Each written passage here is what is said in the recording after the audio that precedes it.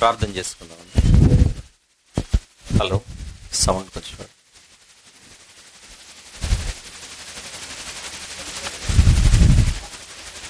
ప్రార్థన. ప్రేమగల తండ్రి, కృపగల దేవ, జీవం గల ఆయన, పరిశుద్ధుడైన మహా గొప్ప దేవ,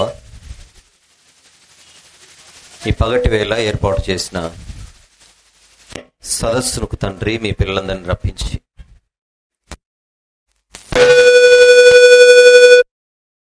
విలువైన మాటలు మాట్లాడుకున్నట్టుకు మీరు దయచేసిన సమయాన్ని బట్టి స్తుతులు చెల్లిస్తూ, ఏ మాటలైతే మా జీవితాలకు అవసరమో వాటిని పరిపూర్ణంగా అనుగ్రహించి మా జీవితాలను మరింత బలపరచమని మీ పాదాల చెంత వేడుకొనొచ్చు. మీ ప్రియకుమారుడు, మా అందరి ప్రభు, పవిత్రమైన నామములో ప్రార్థన సమర్పిస్తున్నాను.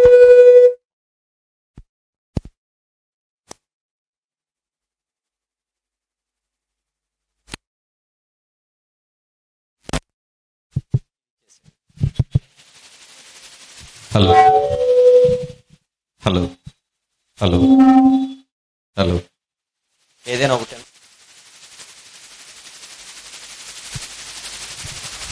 ప్రియమైన, ఎందుకు సౌండ్?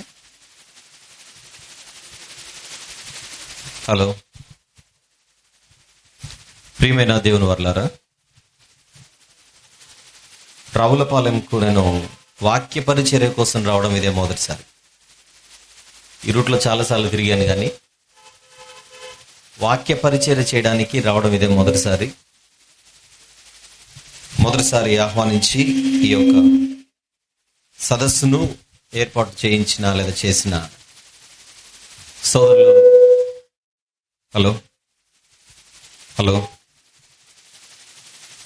రాజన్ బాబు గారికి, సహోదరులు సత్య గారికి ప్రత్యేకమైన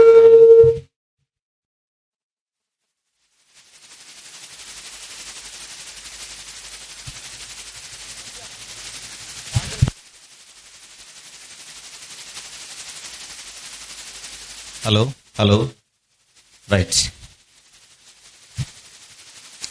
రావులపాలెంకి నేను రావడం ఈ 2 మానిటర్స్కి ఇష్టం లేదు.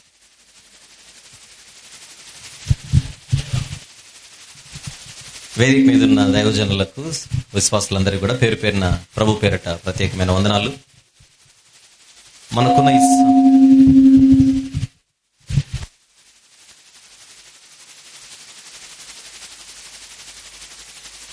Hello hello hello hello hello hello hello hello, monitors complete తీసేసాడు. Hello hello hello hello, check. Hello, right. ప్రియులారా, ఈరోజు ఈ పగటి వేళ 2 అంశాలను మనం మాట్లాడుకోబోతున్నాం. భోజనం కంటే ముందు ఒకటి, భోజనం తర్వాత ఒకటి. అందులో ఒకటి, సులువైనదే కష్టమవుచున్నదా అనేది మొదటి అంశం. వెర్రి పట్టిన ఆత్మల దీనగాథ అనేది 2వ అంశం. కొంచెం సౌండ్ ఇస్తే ప్రాబ్లం ఏమో, వద్దులే. Hello, right. మంచి హలో, రైట్. మంచి ఎండవేళ మనం మాట్లాడుకుంటున్నాం. సూర్యునిలో ఉన్నది అగ్ని అయితే దేవుని మాట కూడా అగ్ని. ఈ అగ్నిపై మనము మన మనసు కేంద్రీకరించి ఆ అగ్నిని పక్కన పెడదాం, వేడిని పక్కన పెట్టి మంచి మాటలు విందాం. మొదటి అంశంగా, సులువైనదే కష్టమవుచున్నదా, అది మన అంశం. విందాం జాగ్రత్తగా. దేవుని వాక్యం చాలా గొప్పది గనుక, అవసరం గనుక.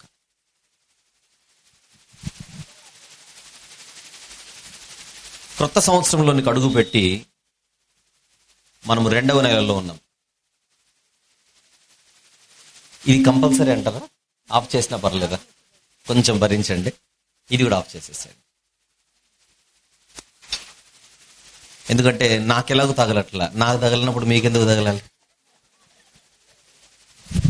దీన్నే శాడిజం అనేది. రైట్. క్రొత్త సంవత్సరం మనం అందులో ప్రవేశించి 2 నెలలే. సహజంగా క్రొత్త సంవత్సరంలోకి అడుగు పెట్టగానే ఈ బాక్స్ కొంచెం అటు తిప్పుతారా?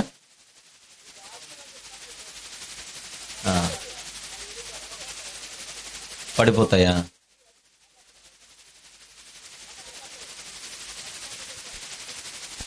నేను వెనక్కుండి మాట్లాడాలి. ఓకే.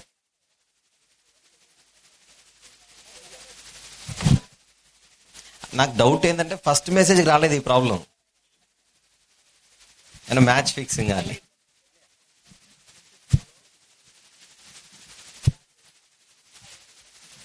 ఓకే, విందాం. క్రొత్త సంవత్సరంలో అడుగు పెట్టగానే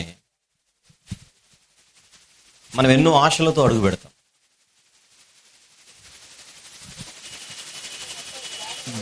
మాట్లాడకండి, బాగానే ఉంది కదా, చేయండి.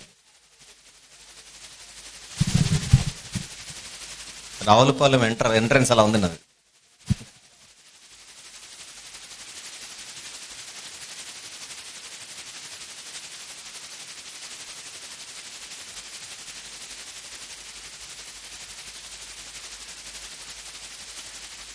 ఓకే. ఒక పాత సంవత్సరంలో నుండి క్రొత్త సంవత్సరంలోనికి ఎంటర్ అవ్వగానే మనం ఎన్నో ఆశలతో అడుగు పెడతాం. ప్రతి మాట విందాం జాగ్రత్తగా. గతించిన సంవత్సరంలో మనకున్న చేదు జ్ఞాపకాలన్నీ ఈ కొత్త సంవత్సరంలో జరగకూడదని మనం కోరుకుంటాం.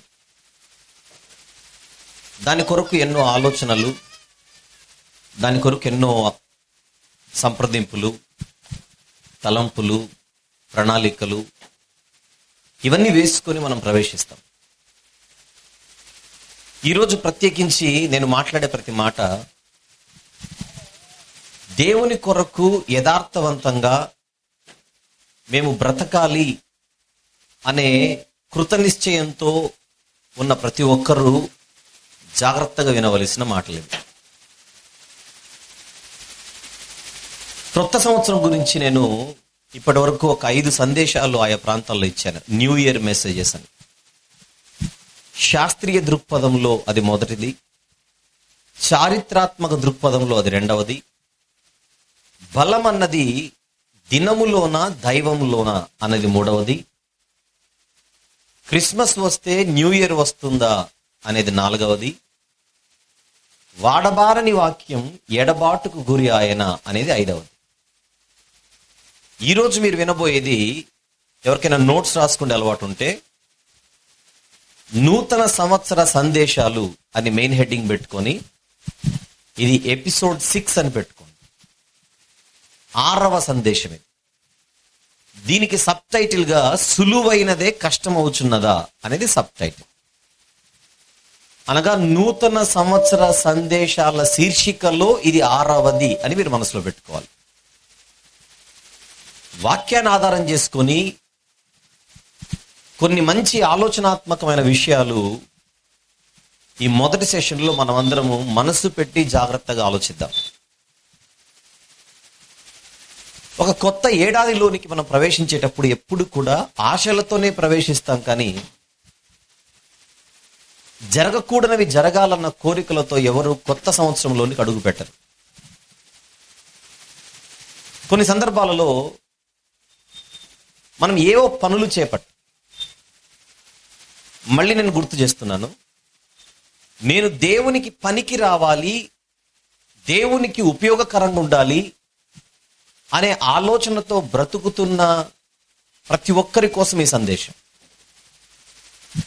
అలాంటి ఆలోచనలతో ఈరోజు ఈ ప్రాంగణంలో ఎందరైతే ఉన్నారో ప్రతి ఒక్కరు కూడా ఇది నా కోసమే అనే భావనతో వాక్యం వినాలి.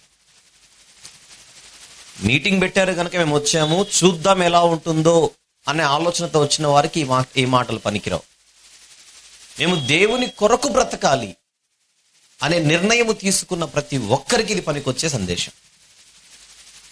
అందుకోసం అలాంటి భావాలు కలిగిన వారు ఈ సందేశాన్ని ఉపయోగించుకోవాల్సిందిగా మనవి.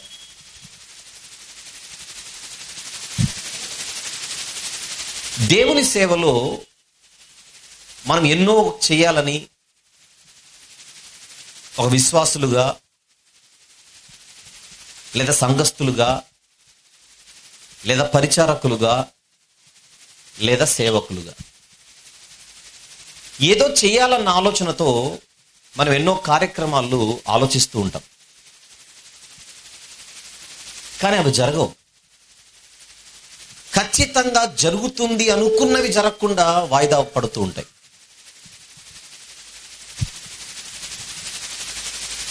నా జీవితంలో మా కుటుంబంలో ఇది జరిగితే మేము సేవకు ఉపయోగపడతాం అన్న ఆలోచనలతో ఒక కుటుంబం నడుస్తుంటుంది. ఇంకేముంది, ఒక వారం రోజుల్లో అయిపోతుంది. అది ఆ వారం రోజులు అయిపోగానే అయ్యగారిని పిలిపించి మంచి మీటింగ్స్ పెట్టించాలి. ఉదాహరణకు చెబుతున్నాను. మేము అనుకున్న పని ఒక వారం 10 రోజుల్లో అయిపోతుంది. వారం 10 రోజుల్లో అయిపోగానే ఒక మంచి సభలో సదస్సులో లేకపోతే దేవుని కొరకు ఇంకేదైనా మంచి కార్యక్రమమో ఏదో చేయాలి, ఒక అడుగు ముందుకేయాలి అన్న ఆలోచనతో అటు సేవకులుగాను విశ్వాసులుగాను మనం అడుగులు వేస్తున్నప్పుడు అనుకున్నది జరగకుండా అది వాయిదా పడుతూ ఉంటుంది. అలాంటి అనుభవాలు ఎవరికైనా ఉన్నాయేమో ఒకసారి ఆలోచించుకోండి. ఏదో బ్యాంక్ లోన్కి మీరు అప్లై చేశారు, అయిపోతుందిలే అని అనుకుంటున్నారు, అవ్వట్లేదు. అది నెల రోజుల్లో అయిపోవలసినటువంటి ఈ పని 6 నెలలు అవుతుంది, సంవత్సరం అవుతుంది, 2 ఏళ్ళు అయిపోతుంది. మీ అంతకు మీరే ప్రశ్నల లోకంలోనికి వెళ్ళిపోతారు, ఎందుకు ఇలా జరుగుతోందని. ఉదాహరణకు బ్యాంక్ లోన్ చెప్పాను. వ్యక్తిగతంగా మీరు ఎదుర్కొనేటువంటి అనుభవాలు ఏంటో నాకు తెలియదు, కానీ ప్రతి ఒక్కరికి ఇలాంటి అనుభవం అయితే ఉండి తీరుతుంది. సులభంగా జరగాల్సిందే ఎంత ప్రయత్నించినా జరగదు. సులువుగా జరగవలసినదే కష్టమైపోతుంటుంది. ఒకవేళ మీ జీవితాలలో సులువైనదే కష్టమవుతుంటే మీరు ప్రార్థనలో ఉన్నా, యథార్థంగా బ్రతుకుతున్నా, వాక్యాన్ని ప్రేమించిన, సేవలో ఎటువంటి కల్మషము లేకుండా మీరు పాల్గొంటున్నా సులువైనదే కష్టమవుతుంటే ఇక ఈ మాటలు జాగ్రత్తగా ఆలకించండి. ఎందుకు పదే పదే మీరు సేవలో ఉన్నా, విశ్వాసంలో కరెక్ట్గా ఉన్నా సులువైనది కష్టమవుతుందేమో ఆలోచించమని చెబుతున్నానంటే, ఇప్పుడు నేను చెప్పే ప్రతి మాట అసలు సిసలు విశ్వాసులకే కానీ అవిశ్వాసులకు కాదు. పొరపాటున మీరు దేవునికి నచ్చినట్టుగా బ్రతకకుండా మీ సొంత ఆలోచనలతో మీకు ఇష్టమైనట్టుగా బ్రతికేస్తూ ఈరోజు నేను చెప్పే మాటలు మీ జీవితానికి అప్లై చేసుకోకండి. ఇది దేవునికి సంబంధించిన వారికి మాత్రమే పనికొచ్చే సందేశం అని మరొకసారి సభాముఖంగా గట్టిగా ఒక్కాణిస్తూ ముందుకెళ్తున్నాను. ఒకవేళ ఈరోజు వేదిక మీద ఉన్న సేవకులు కానీ, గౌరవనీయులు, ప్రాంగణంలో కూర్చున్న మీరు కానీ, ఎందుకో బ్రదరు మేము అనుకున్నది జరగట్లా, ఎంత ప్రయత్నించినా జరగట్లా, మరి ఏంటో మాకు అర్థం కావట్లేదు, అన్ని కరెక్ట్గానే ఉన్నాయి. ఒకవేళ దేవునికి ఏమైనా మేము వ్యతిరేకంగా బ్రతుకుతున్నామా అని నిష్కల్మషంగా యథార్థంగా గుండె మీద చేసుకొని మేము ఆలోచిస్తున్నా మాకేం కనపడట్లేదు, కానీ పని అయితే అవ్వట్లా. అలాంటి ఆలోచనలు ఉంటే ఇప్పుడు జాగ్రత్తగా బైబిల్లో నుండి ఒక సందర్భాన్ని మీ ముందుకు తీసుకొని వస్తున్నాను. ఒకవేళ మీ వ్యక్తిగత జీవితంలో ఇలాంటి అనుభవాలు ఎదురవుతుంటే ఈ సందర్భంలో మిమ్మల్ని పెట్టుకొని మీరు ఆలోచించండి. వెళ్దాం ఇక లోపలికి. క్రీస్తు పూర్వం సుమారు 1000 సంవత్సరాల కాలం అది. క్రీస్తు పూర్వం 1000 అంటే ఇది క్రీస్తు శకం 2000 దాటింది. అంటే నేటికి 3000 సంవత్సరాల క్రిందట ఈ ప్రపంచంలో ఒక సంఘటన చోటు చేసుకుంది. దీని గురించి బైబిల్ చక్కగా ప్రస్తావించి వివరించి దేవుడు భద్రపరిస్తే ఈరోజు మన కళ్ళ ముందుకు వచ్చింది. అది ఇశ్రాయేలీయుల తొలి రాజైన సౌలు గారు చనిపోయిన ప్రారంభ దినాలవి. కాలం పరిచయం చేస్తున్నా. ఇశ్రాయేలీల తొలి రాజైన సౌలు గారు మరణించిన ప్రారంభపు కాలం అది. సౌలు రాజు బతికున్నప్పుడు ఆయన చేసిన తప్పులు, ఆయన చేసిన తప్పిదములు, పొరపాట్లు, అపరాధములు ఆయన వంశానికి రాజరికము లేకుండా దేవుడు ఆపేశాడు. అది మనకు తెలిసిన చరిత్ర. సౌలు గారు బతికున్నప్పుడే దేవుడు ప్రవక్త అయిన సమూయేలు గారిని పంపించి యెషయి గారి కుటుంబంలో దావీదు గారిని అభిషేకించిన సంగతి మనందరికి తెలుసు. గొల్యాతు సందర్భం కంటే ముందు జరిగిన సంఘటన అది. దావీదు గారు చాలా చిన్నవాడిగా ఉన్నప్పుడే దేవుడు దావీదు గారిని కాబోయే రాజుగా అభిషేకింపజేశాడు తన ప్రవక్తను పంపి.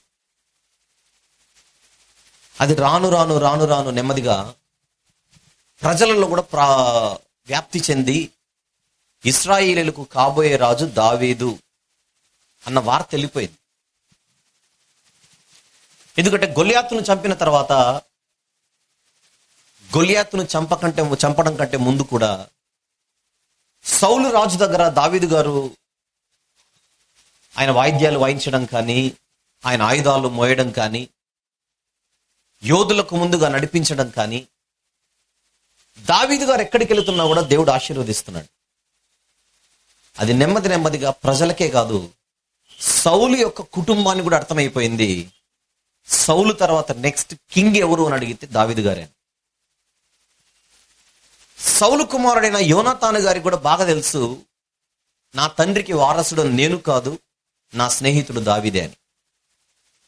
యోనాతానుకు మాత్రమే కాదు, సౌలు రాజుకు కూడా తెలుసు, నేను చనిపోయిన తర్వాత దేవుడు ఈ సింహాసనాన్ని దావీదుకి ఇవ్వబోతున్నాడని. ఆ మొదటి సమూయేలు గ్రంథాన్ని మనం చదివినప్పుడు 16వ అధ్యాయం నుంచి చివరి అధ్యాయం వరకు మనం చదువుకుంటూ వెళితే ఈ సందర్భాలు చక్కగా మనకు తెలియజేస్తాయి.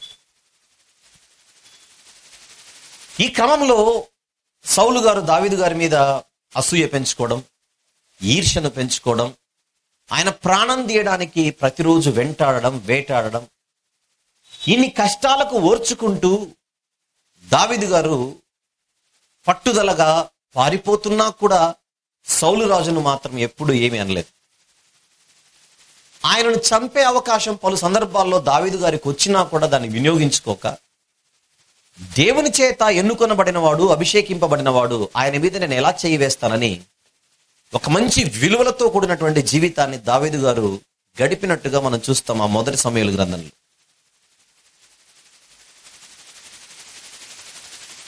సౌలు గారు బతికున్నంత వరకు ఆయనను ఎదిరించే సాహసం నేను ఎప్పుడూ చేయనని దావీదు గారు తన వ్యక్తిగత జీవితంలో కష్టాలు అనుభవించినా పర్లేదు, కానీ సౌలును మాత్రం నేను ఎదుర్కోను. గొల్యాతునే చంపిన వాడికి ఆఫ్టర్ ఆల్ సౌలు ఎంత?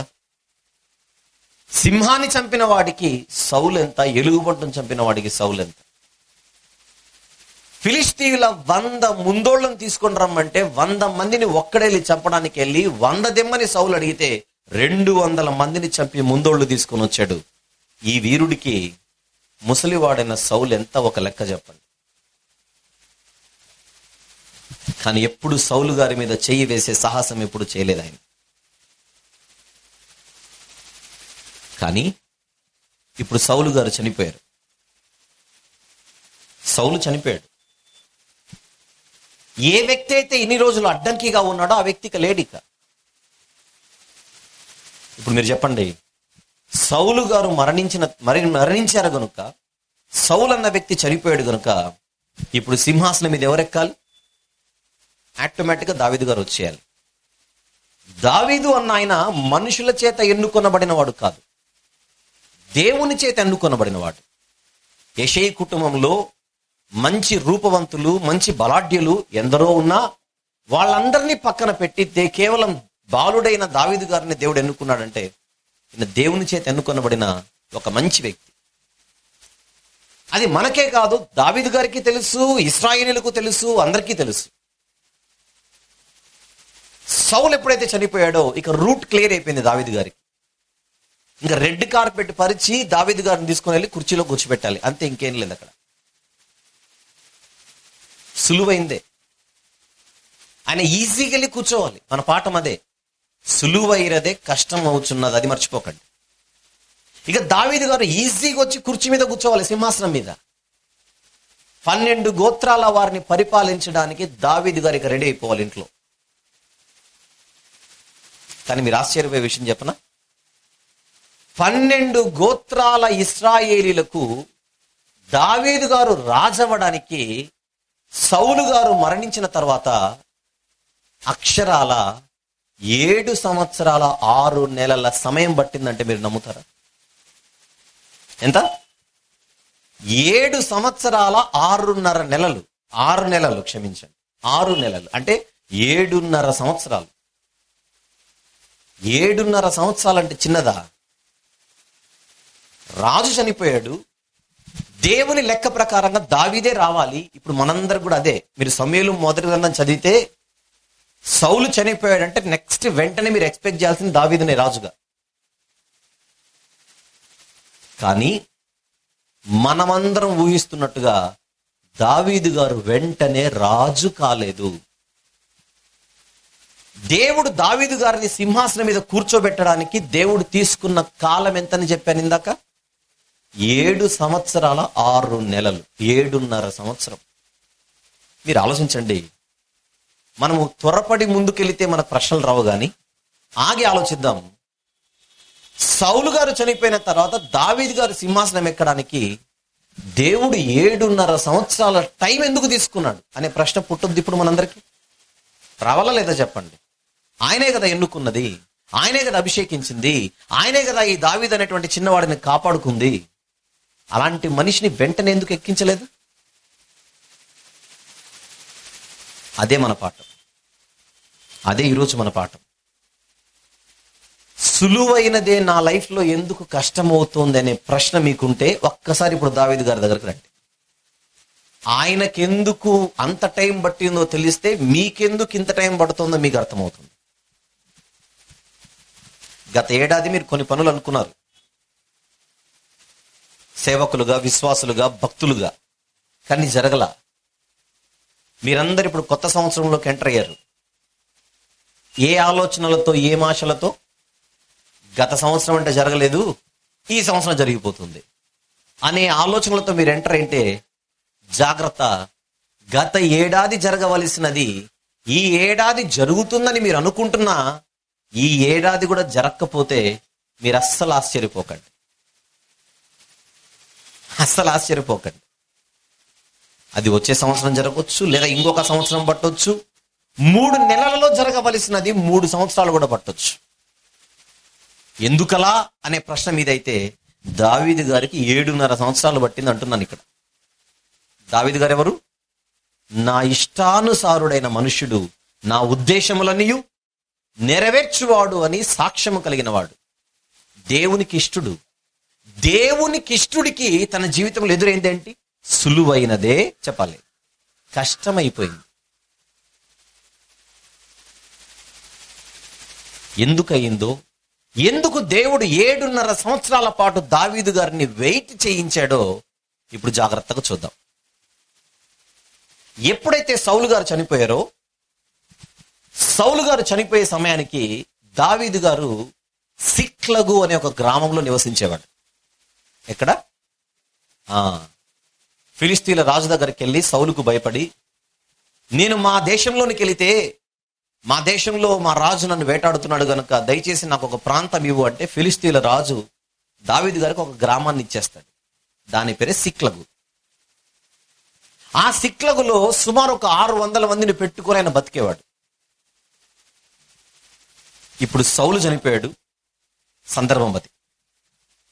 సౌలు గారు చనిపోయే సమయానికి దావీదు గారు సిక్లగు అనే ప్రాంతంలో ఉన్నాడని మనసులో పెట్టుకోండి. ఇక ఈరోజు ఈ సందేశానికి నేను ఒక 5 మందిని తీసుకొని వస్తున్నాను మీ దగ్గరికి. 5 మంది. ఈరోజు మన పాఠంలో, మన సందేశంలో, ఈ సెషన్లో మన ముందు ఒక దృశ్యం కనబడబోతోంది. ఆ దృశ్యంలో మనకు 5 పాత్రలు మన కంటికి కనపడతాయి. 5 మంది పాత్రలు. ఆ 5 ఎవరో ముందే చెప్పేస్తాను. 1 సౌలు గారు, 2 దావీదు గారు. 3 సౌలు యొక్క కుమారుడు. పేరేంటో చెప్పండి. మీరు యోనాతాన్ అంటారని అడిగారు, కానీ యోనాతాన్ కాదు, ఇష్బోషెతు. ఏం పేరు? ఈయన పేరు సౌలు గారి కుమారులలో మరొక కుమారుడు ఉన్నాడు, ఆయన పేరు ఇష్బోషెతు. ఈయన 3వ వాడు. 4 ఈయన పేరు అబ్నేరు. ఎవరినా? అబ్నేరు అనగా సౌలు గారి సైన్యాధిపతి, సౌలు గారికి రైట్ హ్యాండ్, సౌలు గారికి అంగరక్షకుడు, బాడీగార్డ్, పర్సనల్ సెక్యూరిటీ. ఆయన అబ్నేరు. 5 యోవాబు. యోవాబు అంటే దావీదు గారి సైన్యాధిపతి. అది గుర్తుపెట్టుకోండి. సౌలు ఒక సైన్యాధిపతి ఏమో అబ్నేరు, దావీదు గారి సైన్యాధిపతి ఏమో యోవాబు. ఇది పిక్చర్. 5 పేర్లు చెప్పండి. సౌలు, దావీదు, ఇష్బోషెతు, అబ్నేరు, యోవాబు. ఈ 5 గురించి నేను మాట్లాడబోతున్నాను ఈరోజు. ఒక్కొక్కరి దగ్గర నుంచి ఏదో ఒక పాఠం నేర్చుకుంటూ మనం ముందుకెళ్దాం. కానీ ఎక్కువ పాఠం మాత్రం మనకు నేర్పించేది ఎవరు ఈరోజు? దావీదు గారు. ఆయన మనకు సెంట్రల్. ఆయనే ఈరోజు మన పాఠానికి హీరో. హీరో చుట్టూన్న క్యారెక్టర్లే ఈ 4.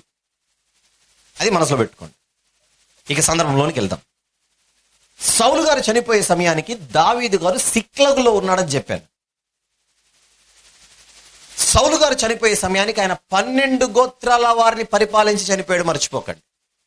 సౌలు రాజు ఏ 5 గోత్రాలకు, 6 గోత్రాలకు, 10 గోత్రాలకు రాజు కాదు, 12 గోత్రాలకు ఆయన రాజుగా ఉండి చనిపోయాడు. సౌలు గారు చనిపోయిన వార్త విన్న తర్వాత కొద్ది రోజులకి దావీదు గారు దేవునికి ప్రార్థన చేసి, దేవా,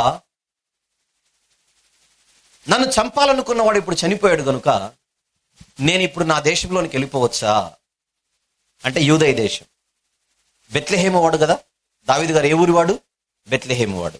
నేను మళ్ళీ నా ప్రాంతానికి వెళ్ళొచ్చా, నా దేశానికి వెళ్ళొచ్చా అని దేవుని ప్రార్థిస్తే దేవుడు వెళ్ళమని చెబుతాడు. మళ్ళీ ఆయనకు డౌట్ వచ్చింది. నా దేశానికైతే వెళతాను, కానీ నా దేశంలో ఏ ప్రాంతానికి వెళ్ళాలి, ఏ ఊరికి వెళ్ళాలి, ఎక్కడ ఉండాలని అడిగితే దేవుడు హెబ్రోను అనే ప్రాంతం చెబుతాడు. ఎక్కడికి వెళ్ళమన్నాడు దేవుడు? హెబ్రోనుకి వెళ్ళమని చెప్పాడు. అప్పుడు దావీదు గారు తను తన కుటుంబం మాత్రమే కాకుండా సిక్లగులో ఉన్న తనతో ఉన్నటువంటి ఆ కుటుంబాలందరినీ తీసుకొని, సుమారు 600 కుటుంబాలు, వాళ్ళందరినీ తీసుకొని హెబ్రోను పరిసర ప్రాంతాల్లో నివసించడం మొదలు పెడతాడు. దావీదు గారు వచ్చారన్న సంగతి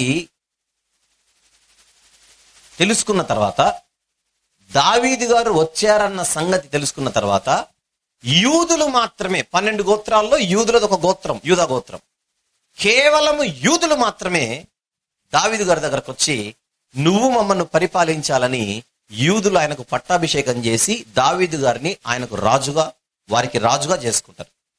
మర్చిపోకండి, హెబ్రోనులో దావీదు గారిని తమకు రాజుగా చేసుకున్నది ఒక గోత్రం వారే, వాళ్ళు యూదులు. అది మనసులో పెట్టుకోండి. మొత్తం ఎంతమంది గురించి మాట్లాడతానని చెప్పాను ఈరోజు? 5 మంది. అందులో మొదటివాడు సౌలు అన్నాను. ఆ సౌలు నుంచే మొదలుపెట్టి మనం ముందుకు వెళ్దాం. దావీదు గారు ఇప్పుడు ఎక్కడున్నారో చెప్పడానికే ఆయనను సిక్లగు నుంచి హెబ్రోనుకు తీసుకొని వచ్చి ఆయన అక్కడ ఉంచి నేను ఇప్పుడు సౌలు దగ్గరికి వెళ్ళిపోతున్నాను. ఇక దావీదు ఎక్కడున్నాడు అనగానే మీరు హెబ్రోన్ అని గుర్తుపెట్టుకోవాలి, సిక్లగు మర్చిపోవాలి. ఇప్పుడు నెమ్మదిగా సౌలు నుంచి మాట్లాడుకుంటూ వద్దాం. ఎందుకంటే మనం ఒక హీరో గురించి మాట్లాడుకునేటప్పుడు చుట్టూన్న క్యారెక్టర్లు కూడా మనకి ఏవో ఒక పాఠాన్ని నేర్పిస్తుంటాయి. ఆ పాఠాలు కూడా నేర్చేసుకుని వెళ్దాం. మళ్ళీ వాళ్ళ కోసం మళ్ళీ ఒక సెమినార్ ఎందుకు ఏర్పాటు చేయాలి? ఖర్చు. పనిలో పనికి వాళ్ళని కూడా మాట్లాడేసుకుందాం. ముందుగా సౌలు. సులువైనదే కష్టం అవుతున్న దాని అంశం దావీదు గారి దగ్గర నేర్చుకుందాం. మధ్యలో సౌలు కూడా తగులుతున్నాడు కనుక ఆయన పలకరిద్దాం ఒకసారి. సౌలు అనగానే చరిత్రలో ఎప్పటికీ నిలిచిపోయాడు మనకు ఇశ్రాయేలీల తొలి రాజు. ఎందరు రాజులు వచ్చినా ఆయనే. ఎందుకంటే ఎప్పుడు ఫస్ట్ ఈజ్ ఫస్ట్ కదా, ఫస్ట్ ఈజ్ ఫస్ట్. ఆ ప్రత్యేక గుర్తింపు ఆయనకి ఎప్పటికీ నిలిచిపోయింది, నిలిచిపోతుంది. అయితే ఈ సౌలు ఎలా రాజయ్యాడు? నిజానికి బెన్యామీను గోత్రికుడు. 12 గోత్రాలలో కనిష్ట గోత్రం అది, అందరికంటే చిన్న గోత్రం అది. బెన్యామీనీయులు అంటే కనిష్ఠులు అని మనకు తెలుసు. ఒక కనిష్ఠుడిని తీసుకొని దేవుడు ఎక్కడ కూర్చోబెట్టాడు?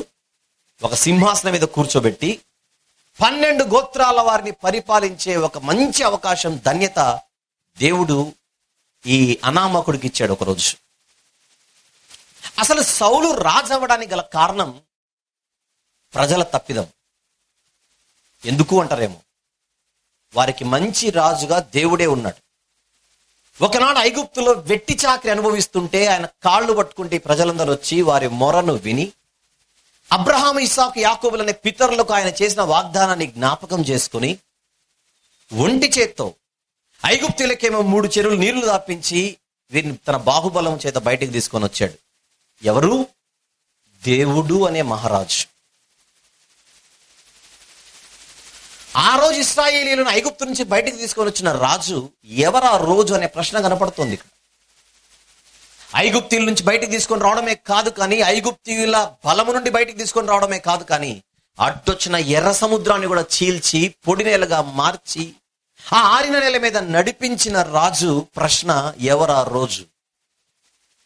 అర్జెంటుగా ఇప్పుడు వీళ్ళకు సకల జనుల మర్యాద చొప్పున మాకు ఒక రాజు కావాలని వీళ్ళు అడుగుతున్నారు. కానీ మళ్ళీ ఆ రోజు ఎందుకు ఈ ఆలోచన రాలేదు మీకు? పగటి వేళ మేఘస్తంభం, రాత్రి వేళ అగ్నిస్తంభాన్ని వారికి కాపలాగా ఉంచి ఎండ దెబ్బైనా, చలి దెబ్బైనా, వెన్నెల దెబ్బైనా తగలకుండా వారిని కాపాడుకుంటూ తీసుకొని వచ్చిన రాజు. ప్రశ్న, ఎవరు ఆ రోజు? వేసుకున్న దుస్తులు మాసిపోలేదు, వేసుకున్న పాదరక్షలు అరిగిపోలేదు. ఇంత గొప్పగా సర్ఫ్ ఎక్సెల్తో పని లేదు, ఏరియల్తో పని లేదు, సబ్బులతో పని లేదు. ఇంత అద్భుతంగా అన్ని సంవత్సరాల పాటు మిమ్మల్ని నడిపించిన రాజు ఎవరయ్యా ఆ రోజు? ఆకలైతే ఆకాశం నుండి మన్నా, దాహమైతే బండ నుండి నీళ్లు. ఎవరు పుట్టించారు? ఎవరు పంపించారు? ఆ రోజు మీకు రాజుగా. అర్జెంటుగా ఒక మనిషి వీళ్ళకు రాజుగా కావాలట. అమాలేకీయులు అడ్డొచ్చారు, ఎదోమీయులు అడ్డొచ్చారు, మోయాబీయులు అడ్డొచ్చారు. బిలామన్న వాడిని వారు అరువుకు తెచ్చుకొని శపించడానికి ప్రయత్నం చేస్తే అలాంటి అడ్డంకులన్నిటినీ దేవుడు తొలగించి అమోరీయులు లాంటి బలవంతులను కూడా ఆయన నాశనము చేసి యోర్దాను నది దాటించి వాగ్దాన దేశంలోనికి ప్రవేశించిన రాజు. ప్రశ్న, ఎవరు ఆ రోజు? గజమింత, సెంటింత, ఎకరం ఇంత అనే రియల్ ఎస్టేట్ వ్యాపారం చేశాడు వీళ్ళతో దేవుడు. వాగ్దాన దేశాన్ని ఉచితంగా ఇచ్చాడు. ఉచితంగా. మాది 200 గజాలండి. ఇక్కడ గజాలు అంటారో సెంట్లు అంటారో నాకు తెలియదు. గజమా సెంటా? సెంట్. మాది 3 సెంట్లు అండి. ఆ 3 సెంట్లలో పక్కింటోళ్ళు కొంచెం కబ్జా చేశారండి. ఎంత కబ్జా చేశారు? బెత్తడంతా. కొట్టుకొని చావం మనం ఆ బెత్తడు కోసం. బెత్తడు భూభాగం కోసం కొట్టుకొని చచ్చిపోతాం మనం. ఒక దేశాన్ని దేవుడు ఉచితంగా ఇచ్చేశాడు ఇశ్రాయేలీయులకి. ఎవరిచ్చారు మీకు ఈ దేశాన్ని ఉచితంగా? ఆ రోజు ఇంతకు ఆ రాజు ఎవరు? అసలు రాజును మర్చిపోయారు. సరే, నా కోసం అయితే వద్దు, రికార్డింగ్లో ఇది ఇబ్బంది అయిపోతుంది, అందుకనేసి వద్దన్నాను. రైట్, మనం అరగంట దాన్ని భరిస్తే ఎక్కువ మంది తర్వాత రికార్డ్ అయిన దాన్ని వింటారు శబ్దం లేకుండా. రైట్,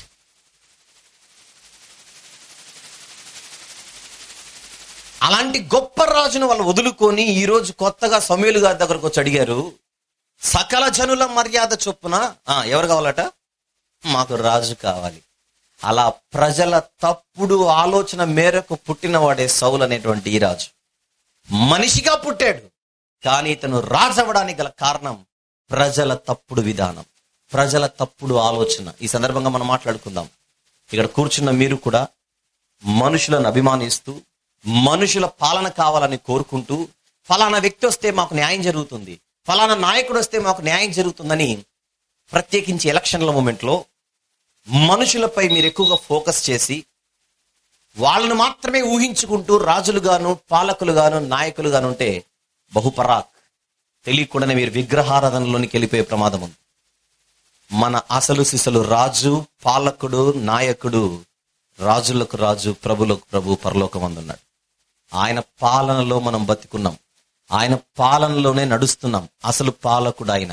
మన కళ్ళ ముందు కనిపించే పార్టీలు కానీ, మన కళ్ళ ముందు కనిపించే నాయకులు కానీ మన కళ్ళ ముందే కనబడతారు, మన కళ్ళ ముందే మాయమైపోతారు.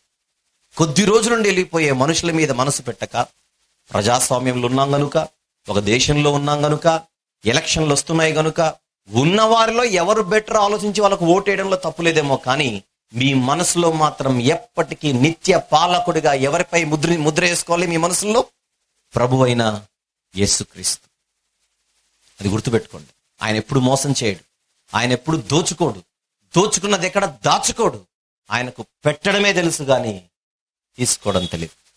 ఏం పెట్టాడు చివరికి? ఆయన ప్రాణమే పెట్టాడు. అలాంటి మంచి పాలనలో మనం బ్రతకాలి.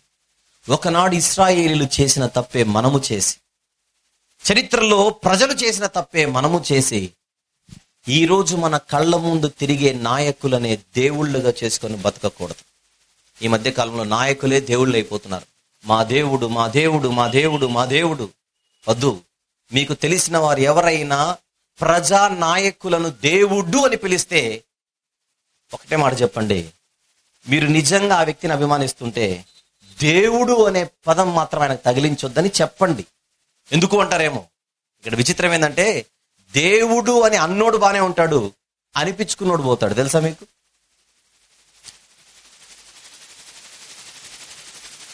దేవుడు అని అన్నోడు పోతాడు, దేవుడు అని అన్నోడు బానే ఉంటాడు, ఇంట్లో పెరుగన్నం తింటూ.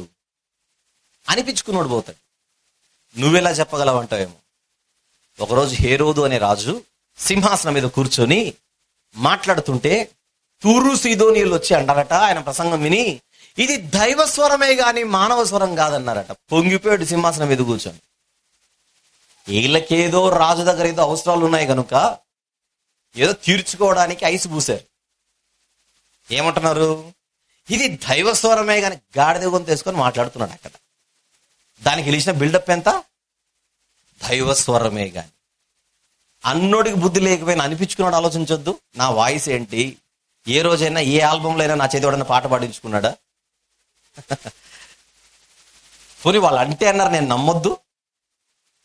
ఆలోచించలా, పొంగిపోయాడు. అతడు దేవునిని మహిమపరచనందున దేవుని దూత అతనిని మొత్తగా, అప్పుడే అతడు పురుగులు పడి చచ్చిపోయాడట. పొగిడిన జనాలు బాగానే ఇంటికి వెళ్ళారు, పొగిడించుకున్నోడు పోయాడు. ఎవరైనా మీకు తెలిసిన వారు ప్రజా నాయకులను దేవుళ్ళు అంటుంటే మీరు నిజంగా అభిమానులైతే ఆ మాట మాత్రం అనకండి బాబు. మళ్ళీ ఆయన మీ ఊరికి రావాలంటే ఆయన దేవుణ్ణి చేయకండి. అది అపోస్తలుల కార్యంలో 12లో ఉంటుంది, తర్వాత చదువుకోండి. ఇక్కడ ఏం చెప్తున్నాను? ఇశ్రాయేలు ప్రజలందరూ కూడా ఎవరిని రాజుగా చేసుకున్నారు? ఒక మనిషిని. ఇంతకు ఈ మనిషి ఎవరు? గోత్రాలలో కనిష్ట గోత్రానికి చెందినవాడు. అలాంటి ఒక అడ్రస్ లేని వాడిని తీసుకొని వచ్చి దేవుడు ఎక్కడ కూర్చోబెట్టాడు? ఉన్నత సింహాసనంపై కూర్చోబెట్టాడు. సరే, ప్రజలు అడిగారు కనుక వారి కోరికను తీర్చడానికి దేవుడే ఒక మెట్టు దిగొచ్చి కదా, ఒక దేవుడే మెట్టు దిగొచ్చి ఏం చేశాడు? ఆయన తన స్థానంలో, ఒక రకంగా చెప్పాలంటే రాజుగా తానుంటే పక్కకు జరిగి సౌలును పెట్టాడు అక్కడ. అంత స్థానం నీకు ఇచ్చిన తర్వాత నువ్వు ఎంత నమ్మకంగా ఉండాలి, ఎంత విశ్వాసిగా ఉండాలి, ఎంత భయభక్తులు కలిగి ఉండాలి, ఎంత కృతజ్ఞతాపూర్వకంగా నువ్వు బతకాలి. కానీ మర్చిపోయాడు సౌలు. ఎక్కడి నుంచి ఎక్కడికి వచ్చాడో మర్చిపోయాడు. నా ప్రారంభం ఏంటి, ఈరోజు నా జీవితం ఏంటి? ఒకప్పుడు నేను ఎక్కడ బతికేవాడిని, ఎక్కడ తిరిగేవాడిని, నా పరిస్థితి ఏంటి? ఈ రోజు నన్ను ఎక్కడ కూర్చోపెట్టాడు దేవుడు. అమ్మో, ఆయన చిత్తానికి వ్యతిరేకంగా ఏ ఒక్క పని నేను చేయకూడదని ఒళ్ళు దగ్గర పెట్టుకొని పాలించాలి ప్రజల్ని. చేయలా. ఏం చేశాడు ఈ మనిషి? కొడుకు సమానుడైన వాడిని చంపి అతని రక్తాన్ని కళ్ళ చూడానికే ఊపిరి పీలుస్తున్నట్టుగా బతికాడు. యోనాతాను తండ్రి సౌలు, యోనాతాను ప్రాణ స్నేహితుడు దావీదు, అంటే కుమారుని స్నేహితుడు, కుమార సమానుడు. అంతేనా? నా కడుపున పుట్టిన వీడే కాదు కొడుకు, వాడు కూడా నా కొడుకే అంటుంటారు కొంతమంది పెద్దలు. ఒక రకంగా నీ కుమారుడు. దావీదు గారు సౌలు గారిని తండ్రి అని పిలుస్తాడు, మామ అని పిలవాడు పిల్లనిచ్చినా కూడా. సౌలు కూతుర్ని చేసుకున్నాడు, అల్లుడయ్యాడు.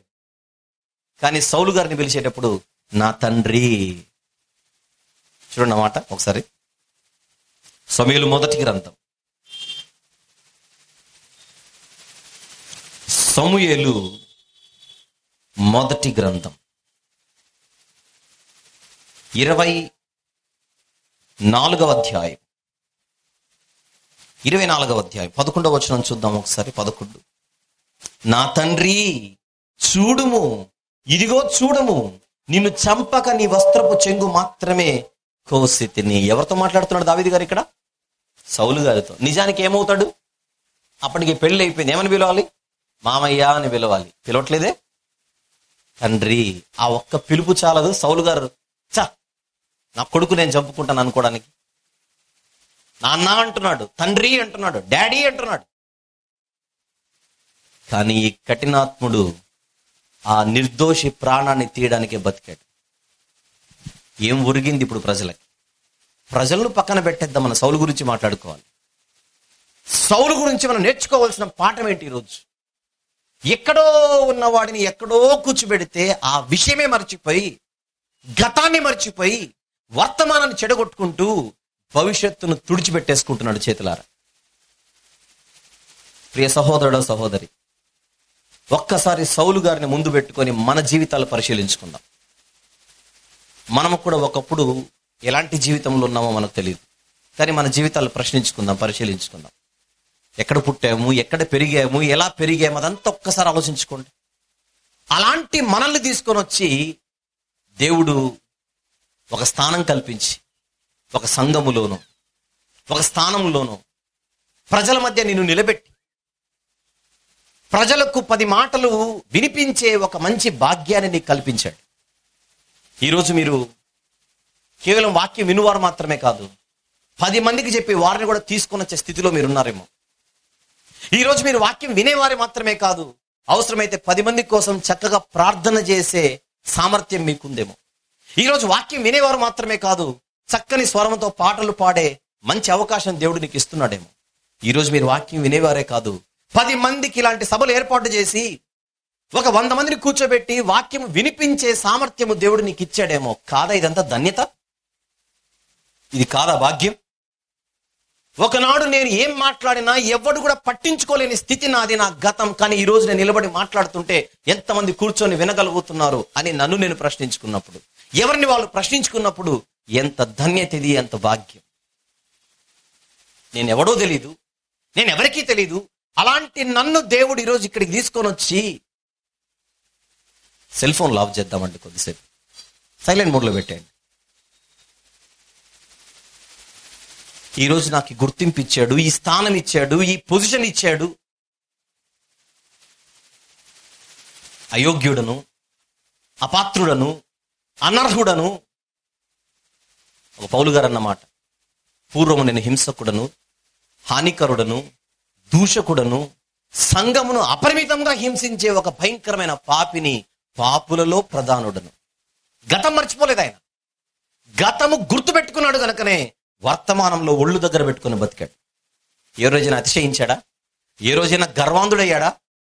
ఒక పౌలన్న సేవకుడు గర్వాంధుడిగా బతకపోవడానికి గల కారణం ఆయన గతం ఆయనకు గుర్తుంది. అందుకే భవిష్యత్తులో నా కొరకు నీతి కిరీటము ఎదురు చూస్తోంది. గతాన్ని గుర్తు పెట్టుకొని వర్తమానాన్ని చెడగొట్టుకోకుండా భవిష్యత్తును భద్రపరుచుకున్న క్రొత్త నిబంధనలోని సౌలితను పౌలుగా పిలుచుకుంటున్నాం ఈరోజు. కానీ అదే పాత నిబంధనలోని సౌలు అయితే ఈయన కూడా బెన్యామీను గోత్రికుడే. క్రొత్త నిబంధనలోని సౌలు కూడా బెన్యామీను గోత్రికుడే. పాత నిబంధనలోని సౌలు కూడా బెన్యామీను గోత్రికుడే. కానీ ఏమిటి వ్యత్యాసం?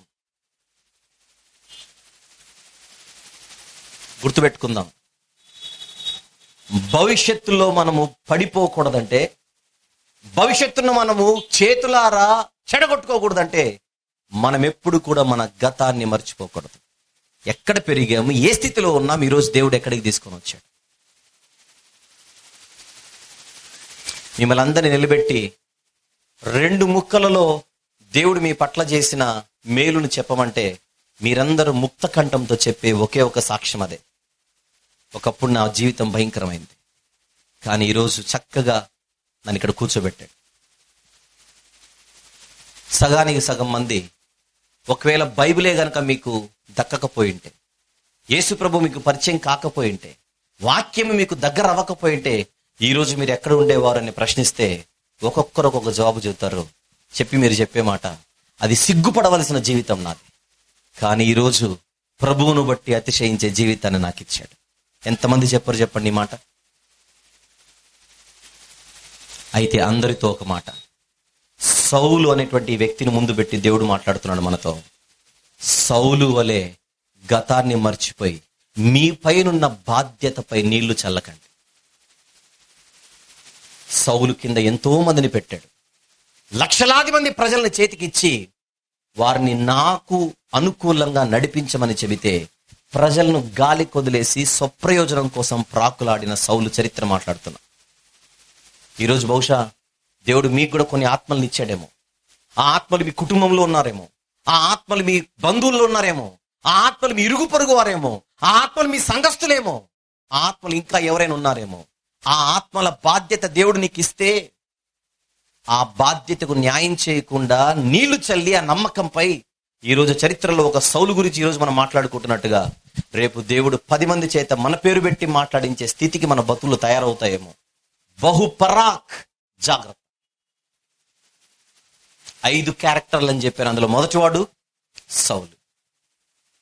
రైట్. ఇప్పుడు 2 అబ్నేరు గురించి మాట్లాడదాం. దావీదే మనం మాట్లాడుకున్నది, దావీదు గారి దగ్గరికి లాస్ట్లో వద్దాం. సైడ్ క్యారెక్టర్లు మనం మాట్లాడేద్దాం. ముందుగా అబ్నేరు అనే వ్యక్తి గురించి రెండవదిగా మనం మాట్లాడుకుందాం. అబ్నేరు గురించి నేను మాట్లాడే ముందుగా సౌలుని ఎవరు మర్చిపోకండి. ఒకవేళ మీలో ఎవరైనా ఎక్కడో ఒక 1/4 కిలో అంతా నాలో అతిశయం మొదలైంది, కొమ్ములు కొంచెమే పెరిగాయి అని మీ మనస్సాక్షి మీతో మాట్లాడుతుంటే వెంటనే ఈరోజు ఈ టెంట్ నుంచి బయటికి వెళ్ళిపోయే లోపు విరిచేసి వెళ్ళిపోండి. ఇక 2 అబ్నేరు. ఎవరి అబ్నేరు చెప్పాను ఇందాక? సౌలు యొక్క సైన్యాధిపతి.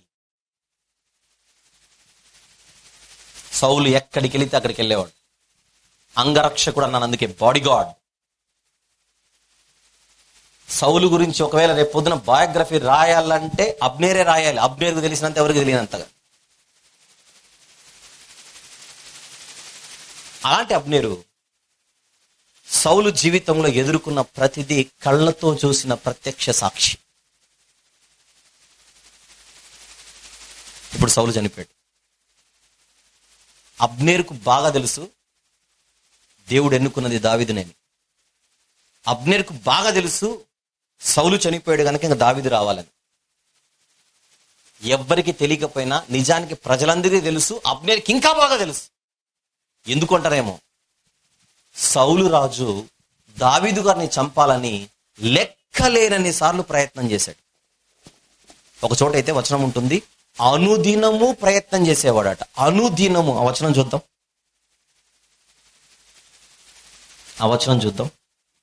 అదే సమూయేలు మొదటి గ్రంథం 23వ అధ్యాయం. అదే సమూయేలు మొదటి గ్రంథం 23వ అధ్యాయం 14వ వచనం చూద్దాం. 14. అయితే దావీదు అరణ్యములోని కొండ స్థలముల యందును జీపోన్ అరణ్యమున ఒక పర్వతమందు నివాసము చేయుచుండెను. నెక్స్ట్ మాట, సౌలు అనుదినము అతన్ని వెతికినను దేవుడు సౌలు చేతికి అతనిని అప్పగించలేదు. ఎప్పుడు ప్రయత్నం చేశాడ దావీదుని చంపాలని? ఎవ్రీడే. కానీ దేవుడు అప్పగించలేద. ఎన్నిసార్లు ప్రయత్నం చేసినా దొరికినట్టు దొరుకుతున్నాడు కానీ జారిపోతున్నాడు. ఏంటి కారణం? దావీదు వెనకల దేవుడున్నాడు అన్న సంగతి అందరికంటే ఎవరికి బాగా తెలుసు? అబ్నేరుకు తెలుసు. ఒకానొక ఇన్సిడెంట్లో ఏం జరుగుతుందంటే, సౌలు 1000 మందిని తీసుకొని వచ్చి దావీదు కోసం ఎదురు చూస్తుంటాడు. ఒకరోజు రాత్రి సౌలు గుడారంలో నిద్రపోతుంటాడు. సౌలు పక్కనే అబ్నేరు ఉంటాడు, అంగరక్షకుడుగా, బాడీగార్డుగా. అన్ని 1000 మంది ఉన్న సైనికుల దండులోనికి సౌలు నిద్రపోయేటప్పుడు దావీదు గారు మరొక వ్యక్తిని తీసుకొని వెళ్ళి ఆ 1000 మంది సైనిక దండులోనికి జొచ్చి డైరెక్ట్ గా సౌలున్న టెంట్లోనికి, గుడారంలోనికి వెళ్ళి సౌలు యొక్క వాటర్ బాటిల్ని, సౌలు యొక్క ఈటని తెచ్చేసుకుంటాడు. నిజానికి ఆ క్షణాన నిద్రలోనే లేపేయగలడు సౌలుని. పక్కన అబ్నేరు కూడా నిద్రపోతుంటాడు. అప్పుడు బయటకు వచ్చి కేకలేస్తాడు, అబ్నేరు నువ్వు ఇంత చేతగాని వాడవా?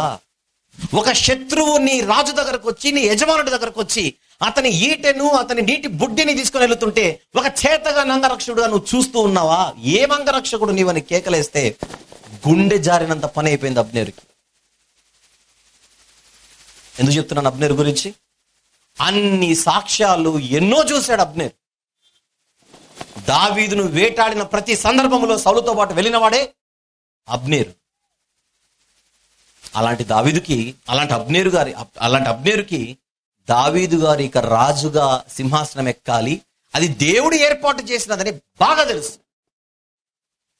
కానీ దావీదు గారు 7.5 సంవత్సరాల పాటు ఎదురు చూడడానికి, ఆయన సింహాసనం మీద ఎక్కకుండా ఆయనను అడ్డగించిన వారిలో ప్రధానుడే అబ్నేరు. ఏం చేశాడో చెప్పనా? దావీదు వెనుకల దేవుడున్నాడని తెలిసిన వెళ్ళి యూదులు మాత్రమే దావీదును రాజుగా చేసుకున్నారని చెప్పాను ఇందాక. యూదులు దావీదును రాజుగా చేసుకున్నారు హెబ్రోనులు అని చెప్పాను. యూదులను పక్కన పెట్టి మిగిలిన 11 గోత్రాల వారితో మాట్లాడి అబ్నేరు మిగిలిన 11 గోత్రాల పెద్దలతో మాట్లాడి, మనకు రాజు సౌలు కదా, చనిపోయాడు కదా, మనకు మళ్ళీ రాజు అయితే ఆ కుటుంబంలోనే కావాలి, బెన్యామీను గోత్రంలోనే ఒకరు కావాలి, వేరే గోత్రం నుంచి ఒకడు రాజు అయితే మనకేంటి లాభం అని రాజకీయ మంతనాలు చేసి ప్రజలందరినీ ఒప్పించి 11 గోత్రాల పెద్దలను ఒప్పించి దావీదుకు బదులుగా సౌలు కుమారుడైన ఇష్బోషెతును సింహాసనం ఎక్కిస్తాడు. నీకు తెలుసుగా, అబ్నేరుకు తెలుసు కదా బాగా, నెక్స్ట్ గద్దెనెక్కవలసింది దావీదే, అది దేవుని చిత్తం, అది దేవుని సంకల్పం అని తెలిసిన ఆ సంకల్పానికి అడ్డుపడి దానికి వ్యతిరేకంగా మరొక వ్యక్తిని రాజుగా చేయాలన్న ఒక తుచ్చమైన ఆలోచనలోనికి అబ్నేరు వెళ్ళి మంచి యాజకీయం జరగాల్సిన చోట రాజకీయం చేసి ఇష్బోషెతుని సింహాసనంపై కూర్చోబెడతాడు. ఈయనకేంటి లాభం? దావీదు సింహాసనం ఎగితే అబ్నేరు యొక్క పవర్ తగ్గిపోతుందనే భయం. అదే ఇష్బోషెతును కూర్చోబెడితే నేను చెప్పినట్టుగా వింటాడు ఖచ్చితంగా. పేరుకు మాత్రం ప్రజల దృష్టిలో ఇష్బోషెతు రాజు, కానీ అతడి వెనకల నడిపించే దర్శకుడు మాత్రం ఎవరు? అబ్నేరు. పాత్రధారి ఇష్బోషెతు, సూత్రధారి అబ్నేరు. ఆ స్వలాభాపేక్షతో, స్వప్రయోజన ఆలోచనలతో దావీదు సింహాసనం ఎక్కకుండా అడ్డుపడి అబ్నేరు ఇష్బోషెతును రాజుగా చేస్తాడు. అబ్నేరు చేసిన మొదటి తప్పు దేవుని చిత్తమేంటో తెలిసినా దాన్ని వ్యతిరేకించడం. దేవుని ఉద్దేశం ఏంటో తెలిసినా అది నెరవేరకుండా అడ్డుపడడం. ప్రజలు మళ్ళీ అబ్నేరుని నమ్మారు. వాళ్ళ కళ్ళ ఎదుట దావీదు రూపంలో ఎన్నో సాక్ష్యాలు కనబడుతున్న దావీదును వద్దనుకొని, కొందరి మనసులో అయితే ఆలోచన ఉంది దావీదు అయితే బాగుంటుందని, కానీ వాళ్ళు ఏం చేయలేక అబ్నేరుకే జై కొట్టాల్సి వచ్చింది.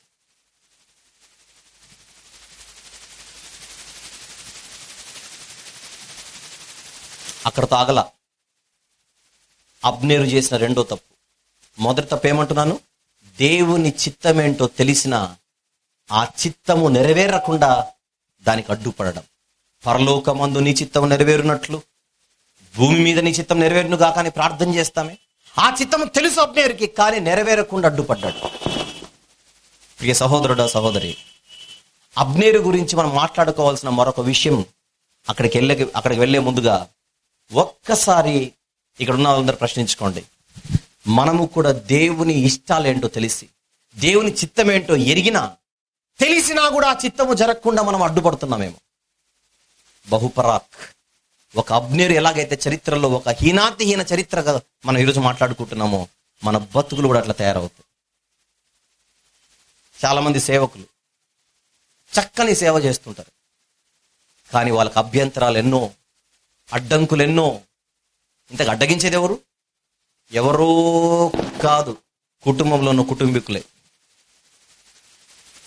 అలా తెలుసు, మా ఆయన చేసేది సేవ, నా భర్త చేసేది ఒక మంచి పరిచర్య, కుదిరితే ఆయనకు నేను సహాయం చేయలే కానీ ఆయనకు అడ్డుపడకూడదని తెలిసిన తన పంతాన్ని నెరవేర్చుకోవడానికి ఎంతో మంది భార్యలు సేవకులకు అడ్డుపడుతూ ఉంటారు.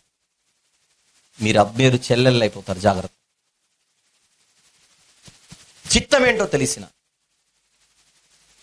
కట్టుకున్న భార్య మంచి భక్తురాలై జ్ఞానవంతురాలుగా తన ఇంటిని కట్టుకుంటుంటే తాగుడికి తందనాలకు అలవాటు పడి నేను చేసేది తప్పు, మా ఆవిడ చేసేది కరెక్ట్ అని తెలిసిన అహం అడ్డొచ్చి ఆ భార్యను అడుగడుగున అడ్డగించే మూర్ఖులున్న సమాజం ఇది. జాగ్రత్త. మీరు అబ్నేరు తమ్ముళ్ళు అవుతారు. జాగ్రత్త. సంఘంలో మంచి కార్యక్రమాలు జరుగుతున్నాయి, మంచి స్వార్థ పరిచర్య జరుగుతోంది. కానీ వాళ్లకు గుర్తింపు రావట్లేదనే ఆలోచనతో సంఘ కార్యక్రమాలకు అడ్డుపడే సంఘస్థులు కూడా ఈరోజు సమాజంలో కనపడుతున్నారు. అభ్యంతరములు రాక తప్పవు. నెక్స్ట్ మాట, కానీ అవి ఎవని వలన వచ్చునో వానికి శ్రమ. వానికి శ్రమ. దేవుని పరిపాలన దావీదు రూపంలో జరగాల్సింది, కానీ అది జరగకుండా అడ్డుపడుతున్నాడు. అక్కడ తాగలేదు. అబ్నేరు చేసిన రెండవ తప్పు, దావీదుపై యుద్ధానికి బయలుదేరాడు. దావీదు సింహాసనం ఎక్కడమే కాదు, ఆపింది ఇతను. ఒక్క గోత్రానికి మాత్రమే రాజు అయ్యాడు హెబ్రోన్లో యూదులకు.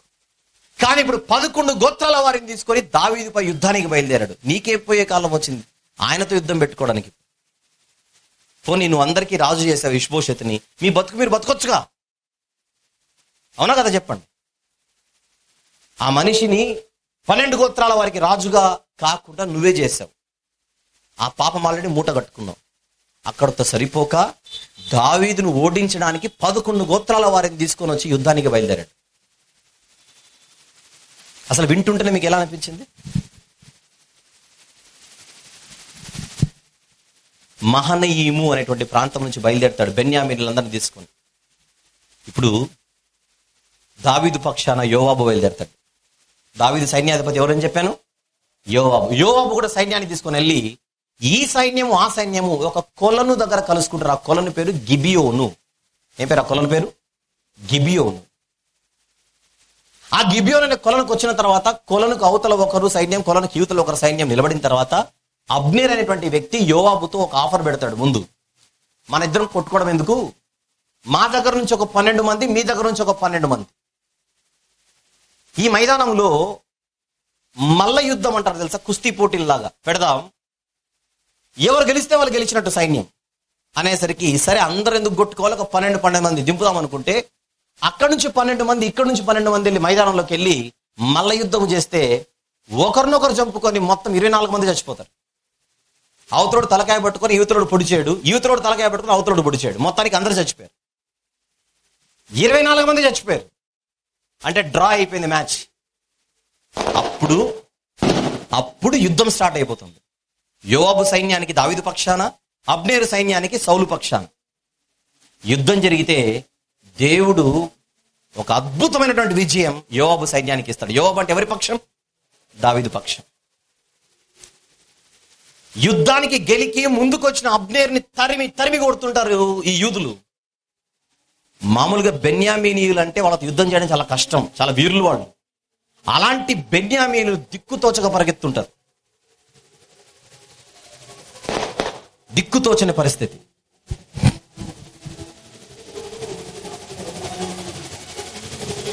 వెళ్తోందా?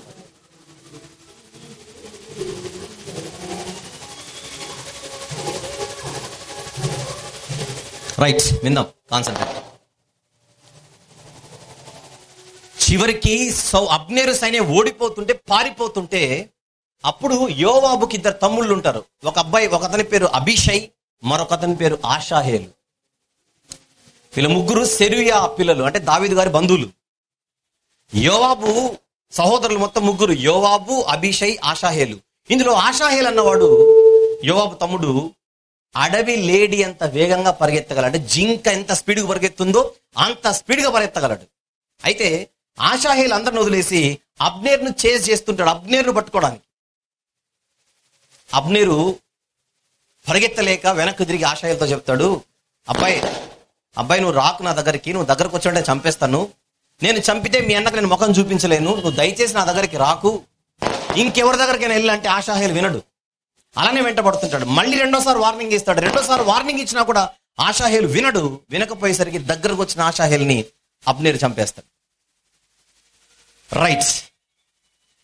అయితే యోవాబు మాత్రం తమ్ముడు చనిపోయినా కూడా అబ్నేరును మాత్రము వెంటాడుతూనే ఉంటాడు. యోవాబు అండ్ అభిషై ఇద్దరు అన్నదమ్ములు.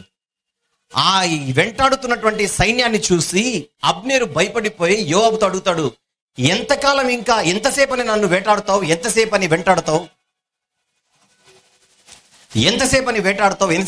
ఆపేద్దామనంటే, నువ్వే గనుక మమ్మల్ని రెచ్చగొట్టకపోతే ఇంతవరకు వచ్చేది కాదు, రైట్ ఆపేద్దామని చెప్పేసి యుద్ధం ఆపేసి వీళ్ళు వెనక్కి వస్తారు.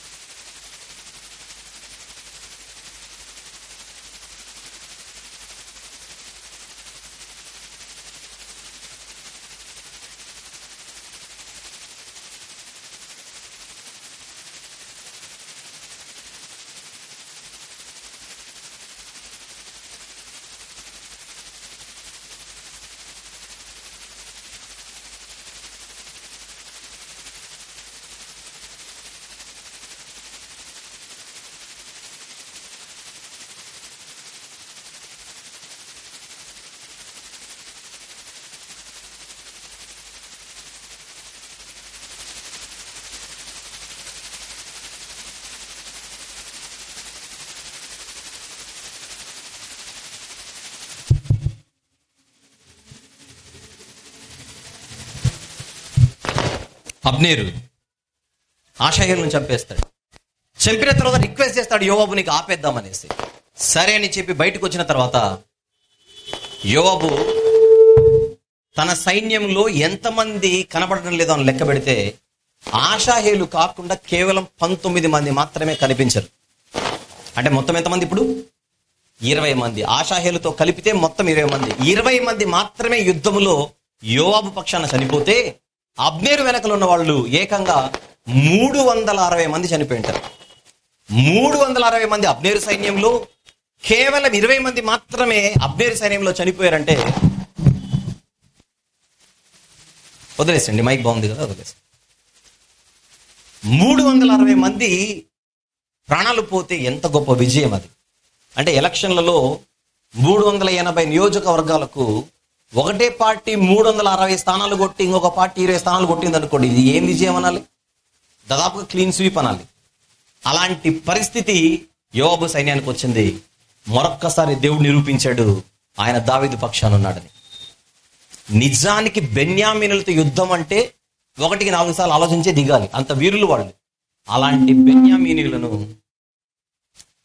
బెన్యామీనీయులను అలా మట్టి కర్పించేసి వచ్చేసారు యూదులు. అబ్నేరు చేసిన రెండో తప్పు దావీదుపై యుద్ధానికి వెళ్ళడం. మొదటి తప్పు దేవుని చిత్తాన్ని ఎరిగి కూడా దాన్ని అడ్డగించడం. 2 దేవుని చిత్తానుసారంగా బతికేవాడిపై యుద్ధానికి వెళ్ళడం. ఇక అబ్నేరు చేసిన మూడో తప్పు, నువ్వు అంతగా యుద్ధం చేయాలంటే బయట వాళ్ళతో చేసుకో. ఎవరి మీదకి వచ్చాడు యుద్ధానికి? సహోదరుల మీదకి వచ్చాడు. యూదులంటే పరాయోళ్ళు కాదుగా వీళ్ళకి. 11 గోత్రాల వారికి యూదులు ఏమవుతారు? సహోదరులు. నీ సహోదరుల మీద నీకు పోరాటం. ఈరోజు మన పరిస్థితి అదే. పోరాడవలసిన వారితో పోరాడకుండా ఇంట్లో వాళ్ళతో పోరాడుతుంటాం మనం. ఇంట్లో వాళ్ళంటే ఎవరు? ఈ భూమి మీద ఉన్న వాళ్ళందరూ మనోళ్ళే, మనుషులే. మన పోరాటం ఎప్పుడు మనుషులతో చూడండి. కానీ క్రొత్త నిబంధన చెప్పినది, మనము పోరాడున్నది శరీరులతో కాదు, అంధకార సంబంధమైన దురాత్మల సమూహముతో. సాతానుతో పోరాటం మరిచిపోయి వ్యక్తులతో పోరాటం చేస్తుంటాం మనం 24 గంటలు. ఇది అబ్నేరు తత్వం.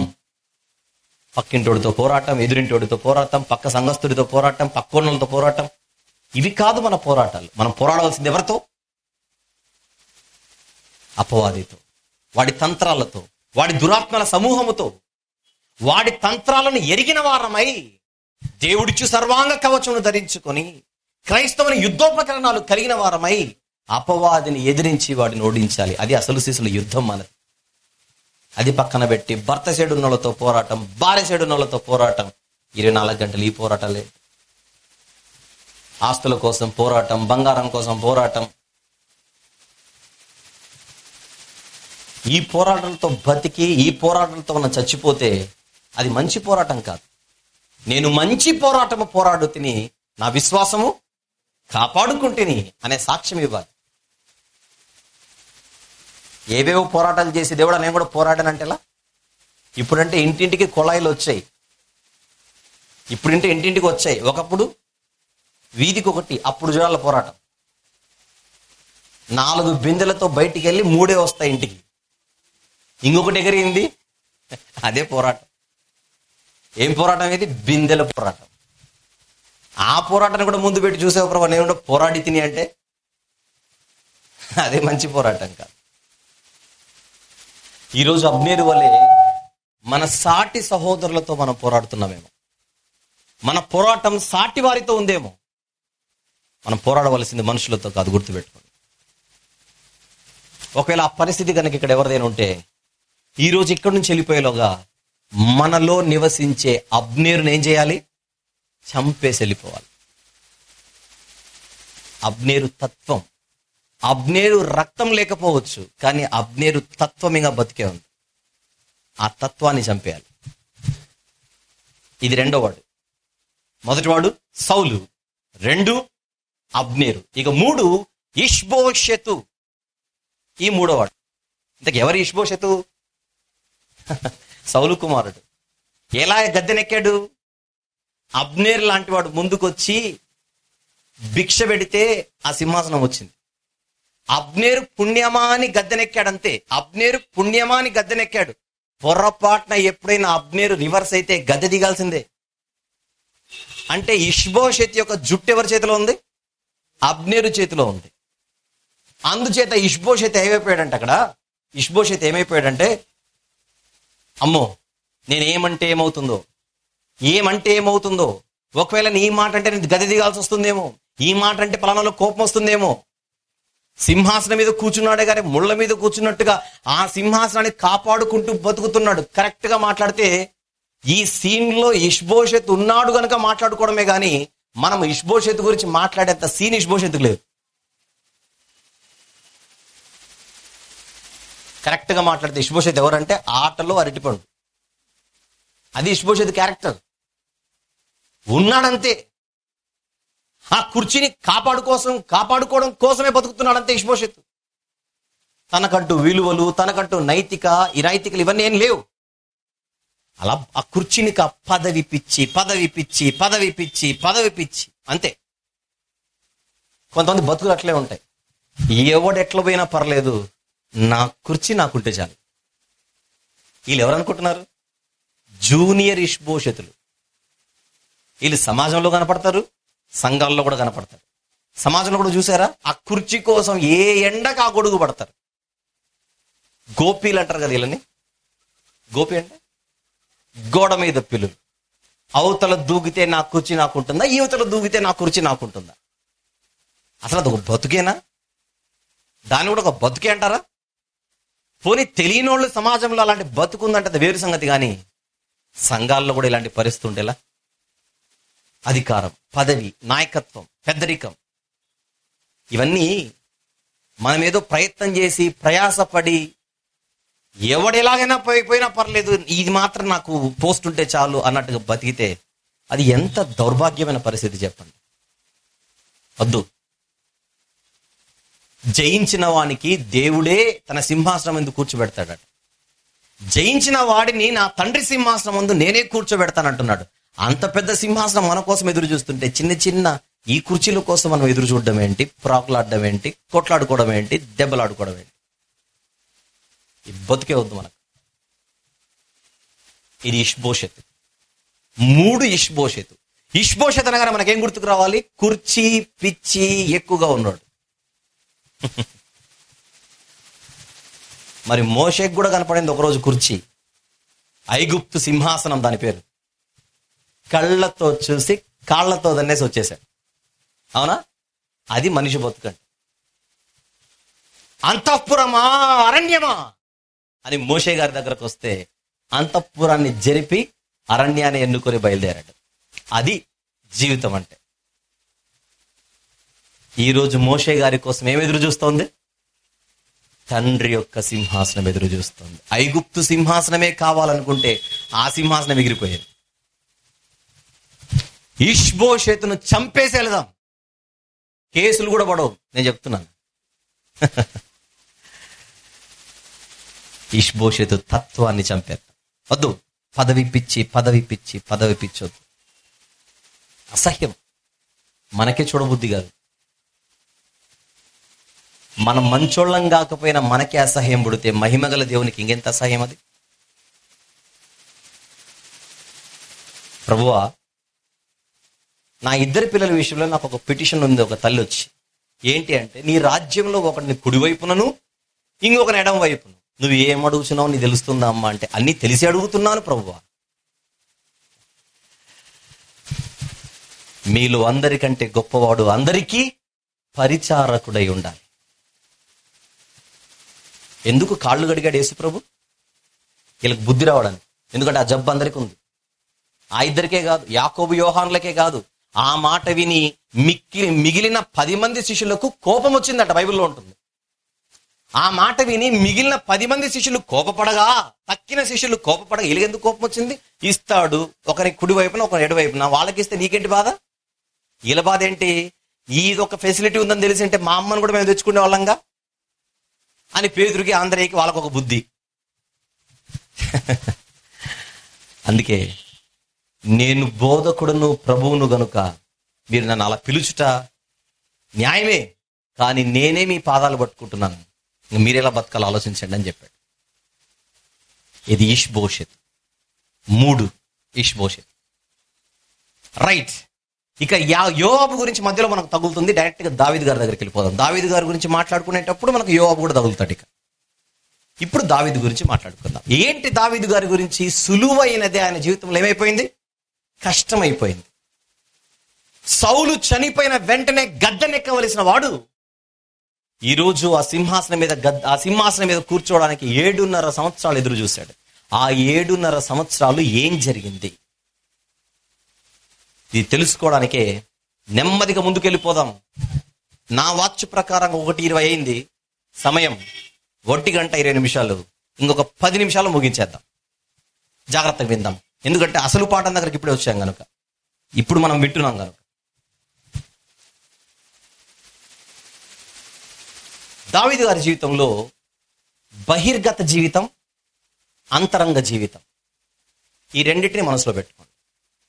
External life, internal life. చెప్పండి. External life and internal life. బయటికి కనిపించే జీవితం, లోపల దేవునికి మాత్రమే కనిపించే జీవితం. 2 జీవితాలు ఉన్నాయి.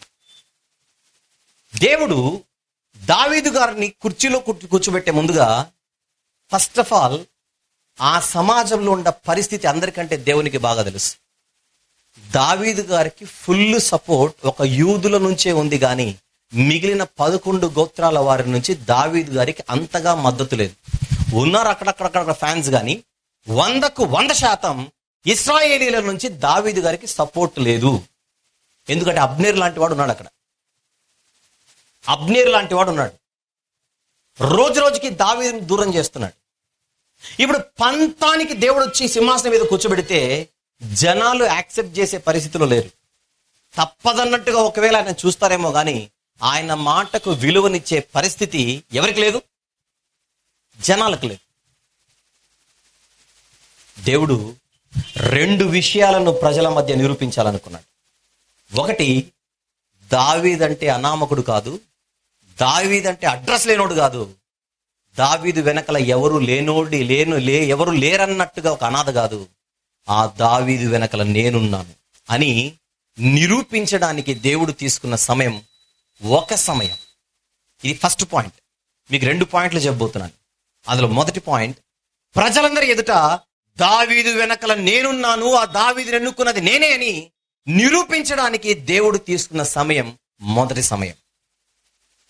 అప్పటికే ప్రజలకు తెలుసు, మా రాజు ఇంత కష్టపడినా దావీదు మీద కనీసం ఈగ కూడా వాలకుండా, కనీసం దావీదును టచ్ కూడా చేయలేకపోయాడు.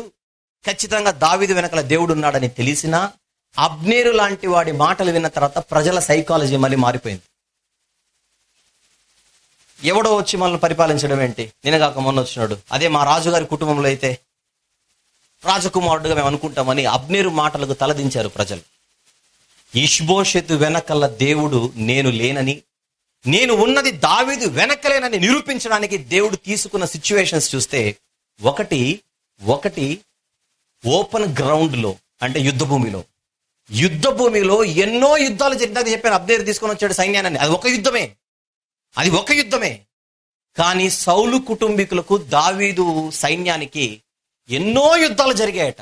పేరు నా యుద్ధాలు మెన్షనింగ్ లేకపోయినా చాలా పోరాటాలు జరిగాయి, చాలా యుద్ధాలు జరిగాయి. కానీ ప్రతి యుద్ధంలో దావీదే గెలుస్తున్నాడు. సౌలు కుటుంబీకులు రోజు రోజుకి తగ్గిపోతున్నారు. చూద్దాం వచనం, సమూయేలు 2వ గ్రంథం,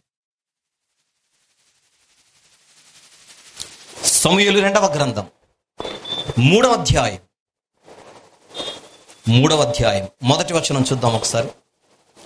1వ వచనం, సౌలు కుటుంబీకులకును దావీదు కుటుంబీకులకును బహుకాలము యుద్ధము జరగగా దావీదు అంతకంతకు ప్రబలెను, సౌలు కుటుంబము అంతకంతకు నీరసిల్లె. అంటే ప్రజలందరి ఎదుట ఏం కనపడిపోతుంది ఇప్పుడు? దావీదే ప్రబలుతున్నాడు, దావీదే ఎదుగుచున్నాడు, దావీదే వర్ధిల్లుచున్నాడు. అంటే ఖచ్చితంగా దావీదు వెనకాల ఎవరున్నారు? దేవుడున్నాడు. ఇది ప్రజలకు కనపడిపోతుంది. ఇప్పుడు ఒక యుద్ధంలో దావీదు గెలిచి మరొక యుద్ధంలో సౌలు గెలిస్తే అది వేరు. ప్రతి పోరాటంలో దావీదే గెలుస్తూ రోజుకి సౌలు కుటుంబీకులు నీరసించిపోతుంటే ప్రజలకి ఇంక అర్థమైపోతుంది సిచ్యువేషన్, ఈయన వెనుకల దేవుడున్నాడని. యుద్ధ భూమిలో దావీదు వెనకల నేనున్నానని దేవుడు ఓపెన్ గా నిరూపిస్తున్నాడు. ఇక్కడ జాగ్రత్తగా నిరూపించడం అనే పాయింట్ మాట్లాడుతున్నాను ఇక్కడ.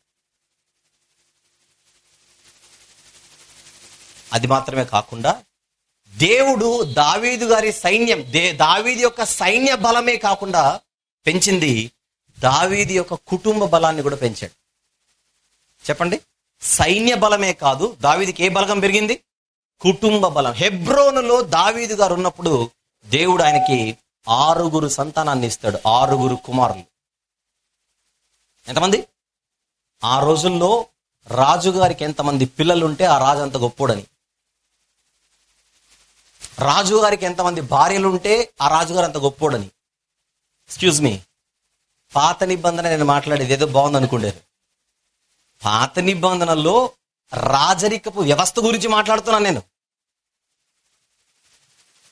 హెబ్రోన్లో ఉండగా కింది వచనాలు మీరు చదివితే దేవుడు దావీదు కుటుంబాన్ని ఆశీర్వదించి దావీదు యొక్క కుటుంబ బలాన్ని పెంచుతున్నాడు. అప్పుడప్పుడు అంటున్నాం కదా, ఏంటి సంగతి అంటే, కొడుకు పుట్టాడు అయ్య గారు, కొడుక సూపర్ అంటారు జనరల్ గా. అనే మాట చెప్తున్నా సమాజంలో. ఇంకేమయ్యా చాలు, రెండో బిడ్డ, రెండో కొడుకే, ఇంకా ఎదిగితే నువ్వు హాయిగా బతకొచ్చు అన్నమాట. కొడుకులు చేతికి వస్తే ఆ బలమే వేరయ్యా అంటుంటారు బయటికి. అలాగే ఆ రోజుల్లో రాజుగారి కుమారులు ఎంతమంది పుడితే రాజుకు అంత బలగం పెరుగుతున్నాడు. అఫ్ కోర్స్ వీళ్ళలో అబ్షాలోము ఉన్నాడు, అదోనియా ఉన్నాడు, ఇలాంటి వాళ్ళు ఉన్నారు. తర్వాత దావీదు గారు ప్రాబ్లమ్స్ ఫేస్ చేశాడు, అది వేరే సంగతి. కానీ పుట్టినప్పుడు మాత్రం ప్రజలందరూ ఎదుట ఏం కనపడిపోతుంది అక్కడ? రాజుగారికి పుత్రులు, రాజుగారి పిల్లలు. దేవుడు దావీదు గారిని ఓపెన్ గా నిరూపిస్తున్నాడు, నేను రోజుకి దావీదును బలపరుస్తున్నానని. ఎక్కడ బలపరిచాడు?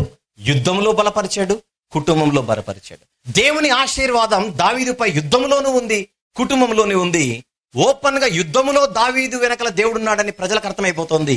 కుటుంబంలో కూడా దేవుని ఆశీర్వాదం నిండుగా మెండుగా కనబడుతోంది. ఇక నేను చెప్పేది ఏంటంటే, ప్రజలకు నచ్చినా నచ్చకపోయినా కొన్ని వాస్తవాలను కళ్ళ ముందు కనబడేటప్పుడు అంగీకరించి చావాలి, అంతే.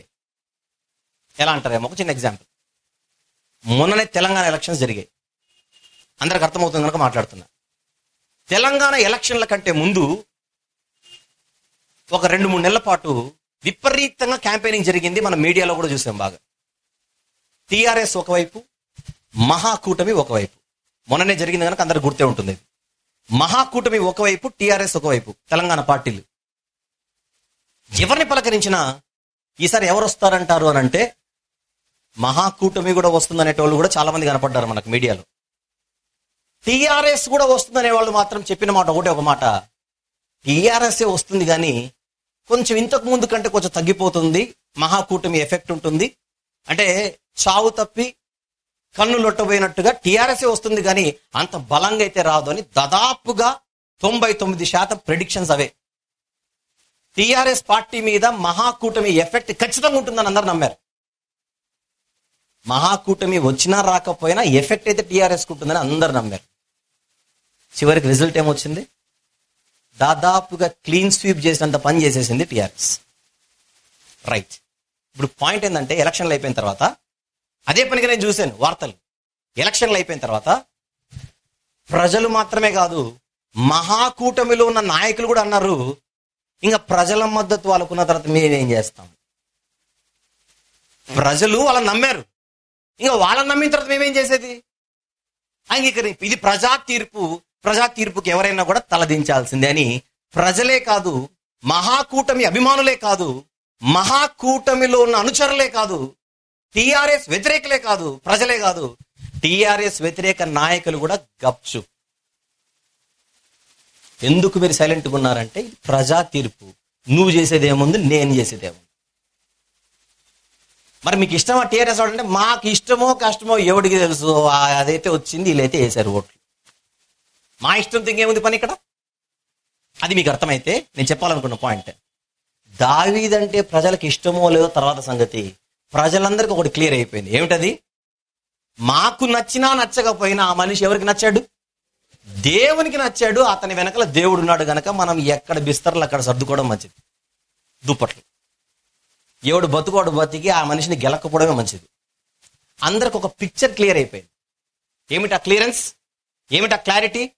దావీదు వెనకాల దేవుడు ఉన్నాడు, ఈయన దేవుడు ఎన్నుకున్న మనిషి. దేవుడు ఎన్నుకున్న తర్వాత ఎవడు ఏమి కూడా చెయ్యలేడు.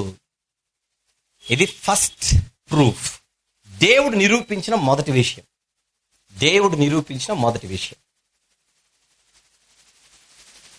ఇక చివరిగా రెండో విషయం. ఇప్పుడు దావీదు ఎవరికి నచ్చాడు? దేవునికి నచ్చాడు. కానీ రాజ్యము చక్కగా ముందుకు సాగి రాజ్యపాలన చక్కగా ఇబ్బందులు లేకుండా జరగాలంటే ఇప్పుడు దావీదు ఎవరికి నచ్చాలి? దేవునితో పాటు ఎవరికి నచ్చాలి? ప్రజలకు కూడా నచ్చాలి. ఇంకా సెకండ్ పని దేవునికి అదొకటే ఉంది. ప్రజలందరూ ఒకప్పుడు అనుకున్నారు దేవుడు మా దగ్గర ఉన్నాడని. విన్నాం జాగ్రత్తగా. ప్రజలందరూ ఒకప్పుడు అనుకున్నారు దేవుడు మా పక్షాన ఉన్నాడని, సౌలు పక్షాన ఉన్నాడని. కానీ అందరికీ అర్థమైపోయింది దావీదు వెనకల దేవుడు ఉన్నాడని. అది క్లియర్ అయిపోయింది, రోడ్డు క్లియర్ అయిపోయింది. ఇక రెండో రోడ్డే క్లియర్ అవ్వాల్సింది. ఏమిటది? దావీదు అంటే ప్రజలకు కూడా నచ్చాలి. అదొక్కటి క్లియర్ అయిపోయింది అనుకోండి, ఇంకా ఆటోమేటిక్గా సింహాసనం మీద కూర్చోవడమే. ప్రజలకు నచ్చి కూర్చుంటే బాగుంటుందా? దావీదు గారు చెప్పాలి. ప్రజలకు నచ్చకుండా కూడా దేవుడు తీసుకొని కూర్చోబెడితే బాగుంటుందా? దావీదు పాలన ఈజీగా ఉండాలంటే దావీదు గారు ప్రజలకు కూడా నచ్చాలి. అంటే ప్రజల ఎదుట అసలు దావీదు ఏంటో తెలియాలి. ప్రస్తుతం దావీదు గారిని అపార్థం చేసుకుంటున్నారు వీళ్ళు. సౌలు కుటుంబ నాశనానికి దావీదే కారకుడు అనుకుంటున్నారే గాని మా సౌలు చేసుకున్న తప్పులు అనుకోవట్లా. అందుచేత దావీదు గారి మీద ఒక నెగిటివ్ షాడో ఒకటి ఉంది ప్రజల మధ్య, ఇశ్రాయేలీల మధ్య, 11 గోత్రాల వారి మధ్య. ఇప్పుడు ఆ మచ్చను కూడా దేవుడు చెరిపేశాడు అనుకోండి, చక్కగా దావీదు గారు వచ్చేయచ్చు. తనకిష్టుడిగా బతుకుతున్న వాడిపై మచ్చ పడితే ఆ మచ్చను తుడవడానికి దేవునికి టైం పడుతుంది. అపార్థం, ప్రజల మధ్య దావీదు గారి గురించి ఒక అపార్థ ధోరణి ఉంది. అది తీయడానికి దేవుడు ఇప్పుడు అడుగులు వేస్తున్నాడు. చూద్దాం. అబ్నేరు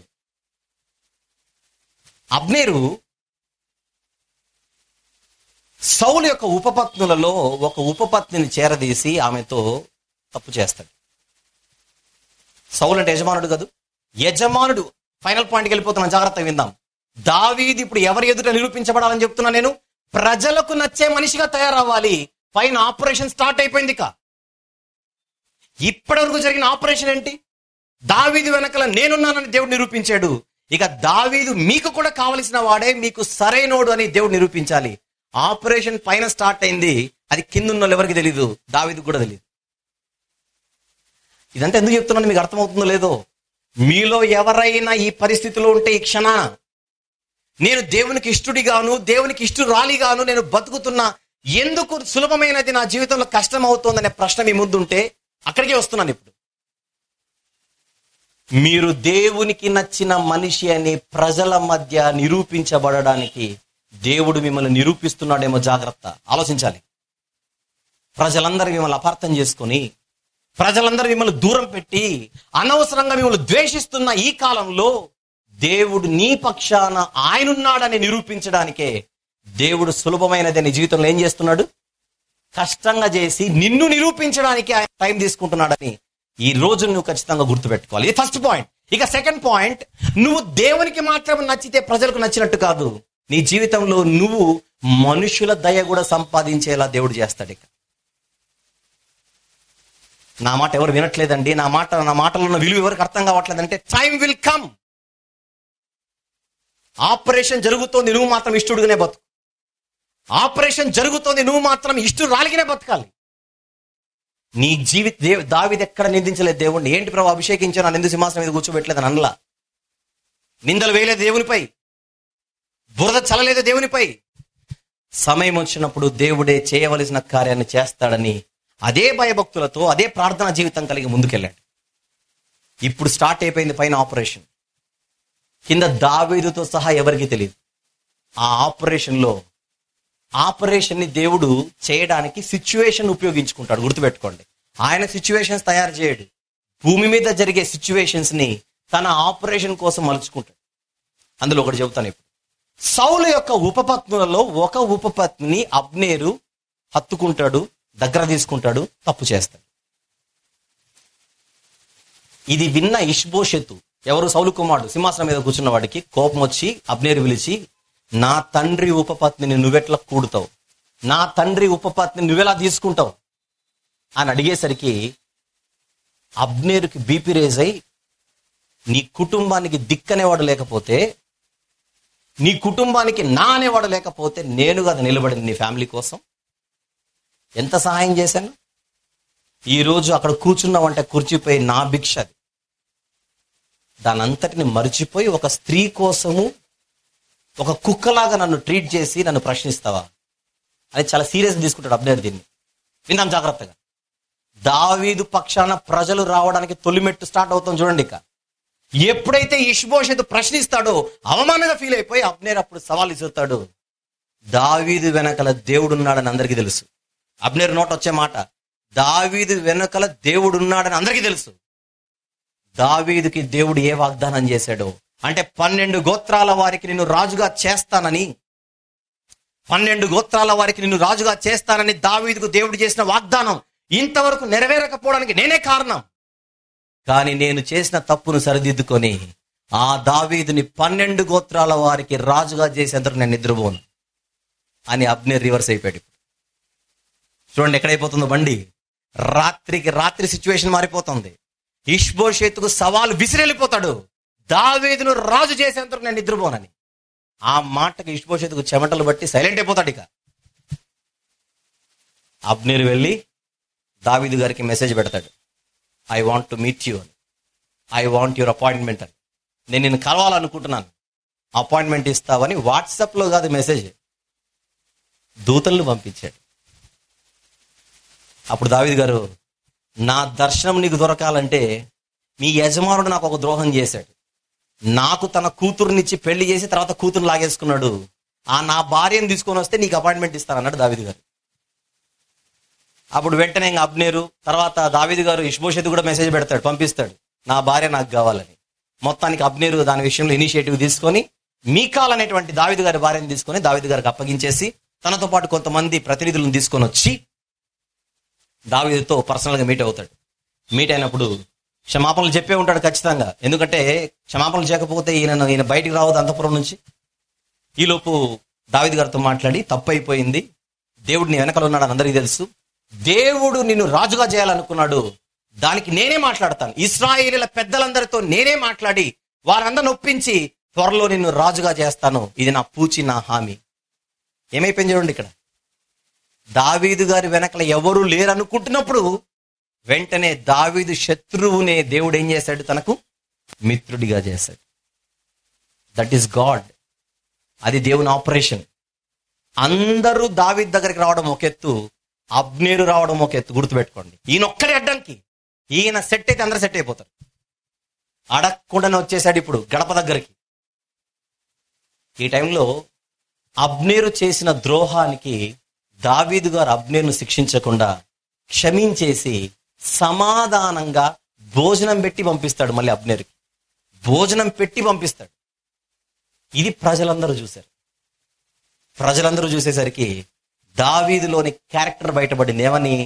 శత్రువుల మీద పగ తీర్చుకునే రకం కాదు, శత్రువు మనసు మార్చుకొని క్షమాభిక్ష అడిగితే క్షమించే పెద్ద మనసున్న పెద్దవాడే మా దావీదు. ప్రూఫ్.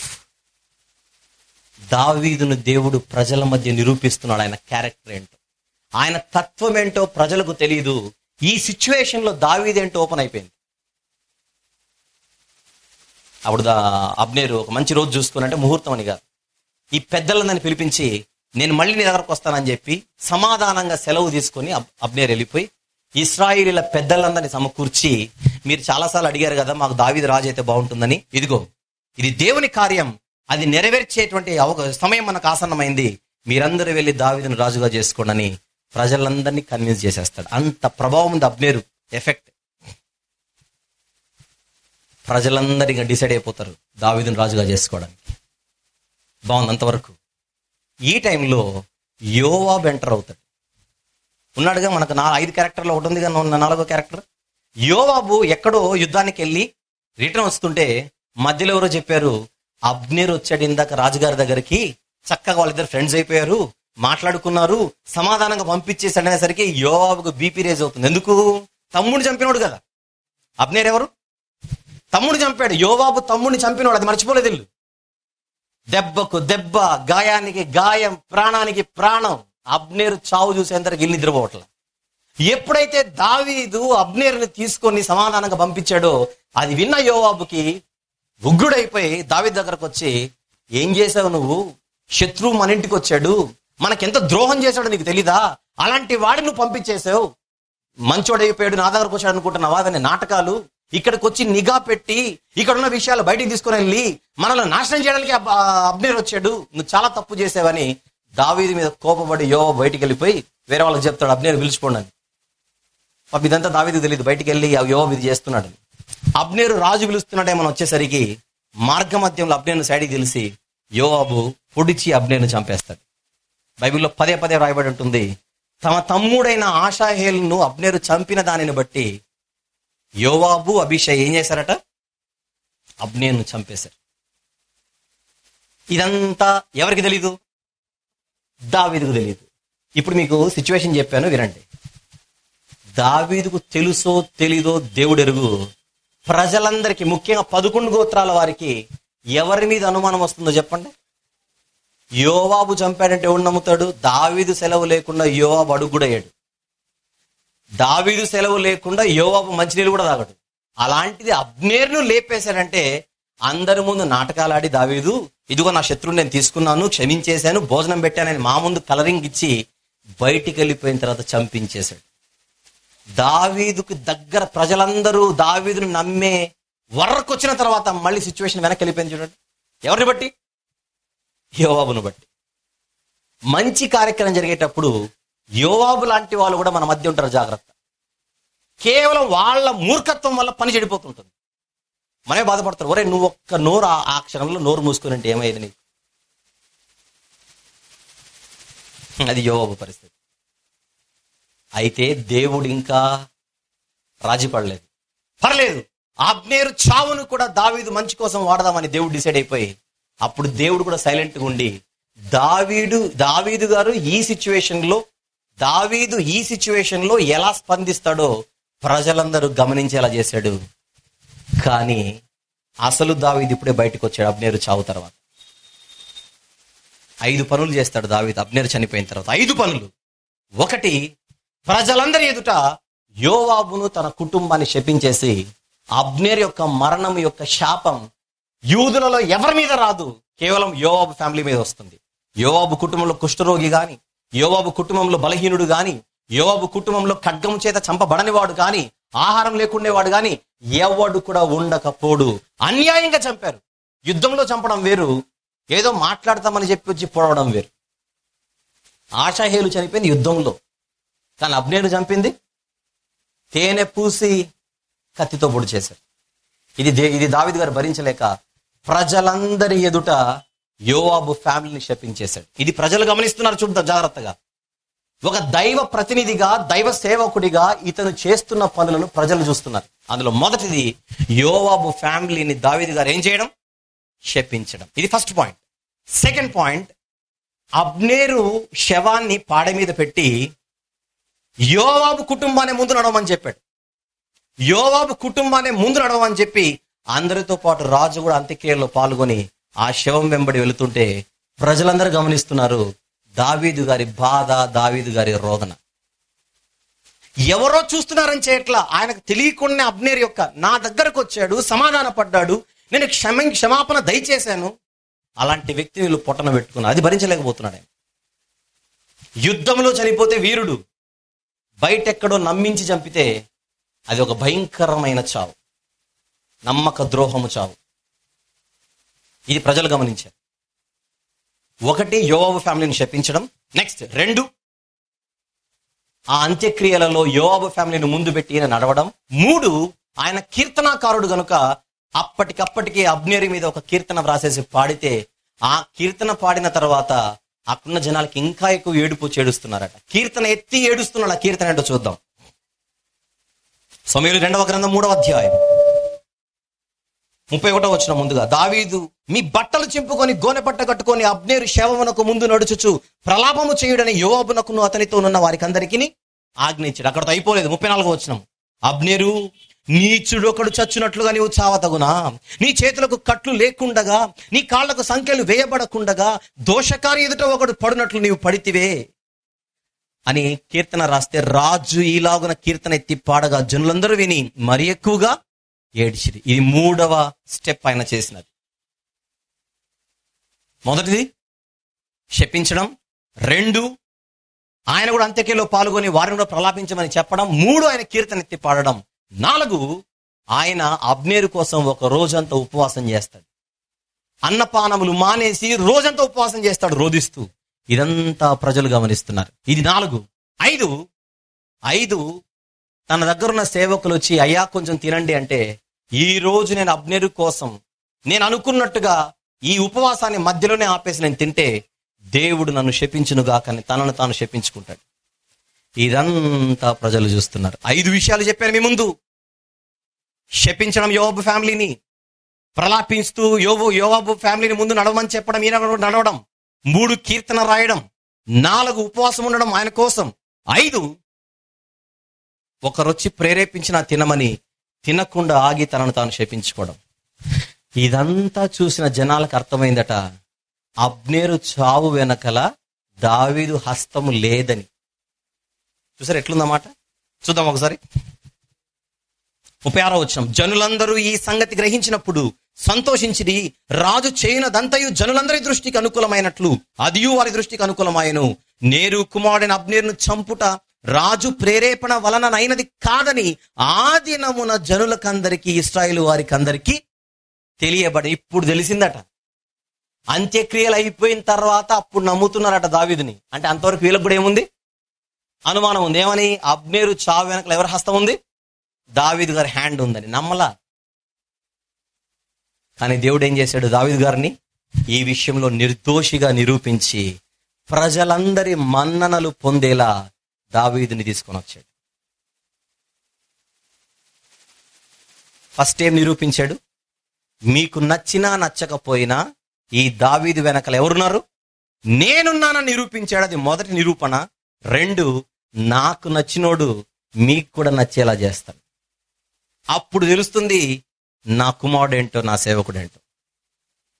ఇప్పుడు చెప్పండి, దేవుడు టైం తీసుకోవడం మంచిదైందా దావీదు విషయంలో? టైం తీసుకోకుండా ఫస్ట్ ఎక్కించింటే బాగుండేదా? ఫస్ట్ ఎక్కించింటే ఎవరు వెనకలు వచ్చి పొడిచేవారు? రాత్రి పడుకున్నప్పుడు వెన్నుపోటు. మొదట ఎక్కించింటే చుక్కలు చూపించేవారు దావీదు గారికి. కానీ అందరి సహకారంతో రాజ్యపాలన చేయాలంటే అంత టైం పట్టింది. దేవుడు తీసుకున్న సమయం అది. ఎవరి కోసం తీసుకున్న సమయం అది? తనకిష్టుడైన వాని కోసం ఆయన తీసుకున్న సమయం అది. ఎందుకు తీసుకున్న సమయం అది? తనకిష్టుడిని, తన భక్తుడిని ప్రజల ఎదుట నిరూపించడానికి. ఆ నిరూపణ వేగంగా జరిగిందా, నెమ్మదిగా జరిగిందా? అది చెప్పండి. నెమ్మదిగా జరిగింది. అదే చెప్తున్నాను ఇప్పుడు. ఈరోజు ఆయనకిష్టులుగా మీరు బ్రతుకుతూ అనుకున్నవి జరగకుండా రోజు రోజుకి వాయిదా పడుతూ అది సేవకి ఇబ్బంది అవుతుంటే, మీరు అనుకున్నది ఒకటి జరుగుతున్నది ఒకటైతే ఈరోజు మీరు గుర్తుపెట్టుకోవాలి, అది మీకు ఎదురవుతున్న అనుభవమే కాదు. ఒకరోజు ఎవరికి అనుభవం ఎదురైంది? అది మనకంటే సులభంగా పని అయిపోవలసిన వాడు కాస్త 7.5 సంవత్సరాలు ఎదురు చూడాల్సి వచ్చింది. ఆ కాలములో దేవుడు నెమ్మదిగా దావీదును నిరూపించాడు జనాల మధ్య. ఇది మొదటి విషయం.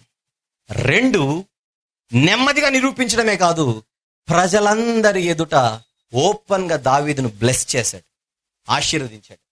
ఓపెన్ గా ఆశీర్వదించాడు, గుర్తుపెట్టుకోండి. 3, దావీదుతో సహా ప్రజలందరిని ఏం చేశాడు? అక్కడ ఆశ్చర్యపరిచాడు దేవుడు. అబ్నేరు వచ్చి ఈయన దగ్గర భోంచేయడం ఏంటి? అబ్నేరు వచ్చి నేను రాజు చేస్తానడం ఏంటి? ఆశ్చర్యమా కాదు? చెప్పండి. అది దేవుడు చేస్తాడు. నీ శత్రువుల ఎదుట నీకేం సిద్ధపరుస్తాడు? భోజనం. అది ఈ రాత్రే జరగకపోవచ్చు. ఇట్ విల్ టేక్ టైం తీసుకుంటాడు దేవుడు. అది నీ మంచి కోసమే.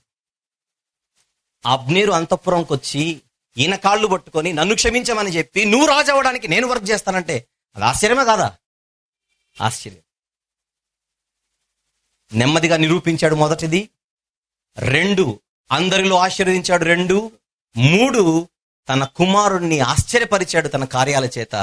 4, ఆ 7.5 సంవత్సరాలు దావీదు గారికి పరీక్షా కాలం. అది ఏమిటది? పరీక్షా కాలం. దేవుడు తన ఇష్టులను పరీక్షిస్తాడు. అనుకున్నది జరిగితే ఒకలా ఉంటారు, జరగకపోతే ఒకలా ఉంటారు. నీనేవే పట్టణాన్ని శపించకపోయేసరికి అయ్యగారు అలిగారు. ఎవరు? యోనా గారు. చెట్టేసి బుద్ధి చెప్పాడు మళ్ళీ. అలాగే మనం ఆయనకి ఇష్టలుగా బతికేటప్పుడు అనుకున్నవి జరగకపోయేసరికి తొందరపడి దేవుణ్ణి నిందించకండి, తొందరపడి దేవుణ్ణి దూషించకండి, తొందరపడి నోరు జారి దేవునికి దూరం అవ్వకండి. అది నీకు పరీక్షాకాలం అవ్వచ్చు. ఆ పరీక్షలో నెగ్గితే మట్టిలో ఉన్న నిన్ను తీసుకున్న ఎక్కడ నిలబెడతాడు? సింహాసనంపై కూర్చోబెడతాడు. అది దేవుని చిత్తం అయితే ఖచ్చితంగా జరుగుతుంది. అది జరిగేంత వరకు మీరేం చేయాలి? ఎదురు చూడాలి. సులువైనదే కష్టమవుతుంటే అది మంచికే అనుకోండి, అది మంచికే.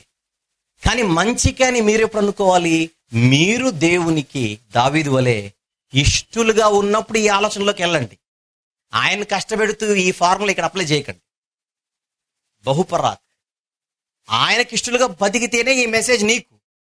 ఆయనకిష్టుడిగా లేకోకుండా, ఇష్టురాలిగా లేకోకుండా ఏ సమస్య వచ్చినా ఇదో మన పాట నాకే అని మీరు ఫీల్ అవ్వకండి. కొత్త సంవత్సరం అడుగు పెట్టాం. గత సంవత్సరం అనుకున్న విషయాలు ఈ ఏడాది జరుగుతాయేమో అన్న ఆశలతో మనం ఎంటర్ అయ్యాం. అవి జరగవచ్చు, అదే చెప్తున్నాను మళ్ళీ. జరగకపోవచ్చు. జరిగినా దేవునికి స్తోత్రం, జరగకపోయినా దేవునికి స్తోత్రం. అందుకే మనకొద్దు ఆత్రం ఏమాత్రం. ప్రియులారా, ఈ జీవితం చిన్నది, ఈ బ్రతుకు చాలా కొద్దిది. ఈ కొద్ది కాలంలో సుఖ దుఃఖాలు కామన్.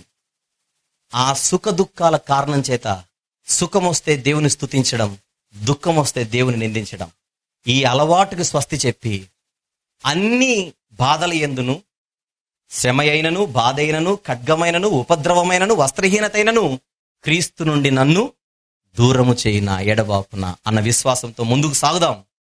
అనుకున్నవి జరుగుతున్నాయా? సంతోషించండి. అనుకున్నవి జరగట్లేదా? ప్రార్థించండి. దేవుని చిత్తం మీ జీవితంలో నెరవేరాలని. ఆయన అన్ని కూడా మన మేలు కొరకే చేస్తాడు. మన కీడును కోరేవాడు ఏమాత్రం ఆయన కాడు. సమూయేలు 2వ గ్రంథం 2వ అధ్యాయం 3వ అధ్యాయం, ఈ 2 అధ్యాయాలు చదువుకోండి. అది చెప్పడం మర్చిపోయాను నేను. సమూయేలు 2వ గ్రంథము 2వ అధ్యాయము మరియు 3వ అధ్యాయం, ఈ 2 అధ్యాయాలు మొత్తం చదువుకుంటే అన్ని విషయాలు మీకు అక్కడ అర్థమవుతాయి. Okay, right. ఇదే నా చివరి మెసేజ్ మీ ముందు. మళ్ళీ భోజనం తర్వాత చెప్తాను. That's it. Thank you. ప్రకటనలు విని ప్రార్థన చేస్తాం. ప్రార్థన. ప్రేమగల తండ్రి, కృపగల దేవ, సులువైనదే కష్టమవుచున్నదా అనే అంశం మీ పిల్లల ముందు పెట్టి మీ పిల్లల్ని కష్టపెట్టాను తండ్రి. కానీ మా జీవితాలను బలపరచుకోవడానికి ఈ మాటలు అవసరమని పిల్లలు ఎరిగి ఆలోచించి ఆచరణలో పెట్టడానికి సహాయం చేయను. ఈ పరీక్షలో వారు నెగ్గడానికి వారిని బలపరచమని మీ పాదాల చెంత కోరుచు, శరీర సంబంధమైన ఆహారాన్ని భుజించి మరొక సెషన్లో మరిన్ని మాటలు మాట్లాడుకోవడానికి మమ్మల్ని బలపరిచి చేర్చమని యేసు ప్రభు వారి పుణ్యనామంలో ప్రార్థన సమర్పిస్తున్నాను తండ్రి. ఆమెన్.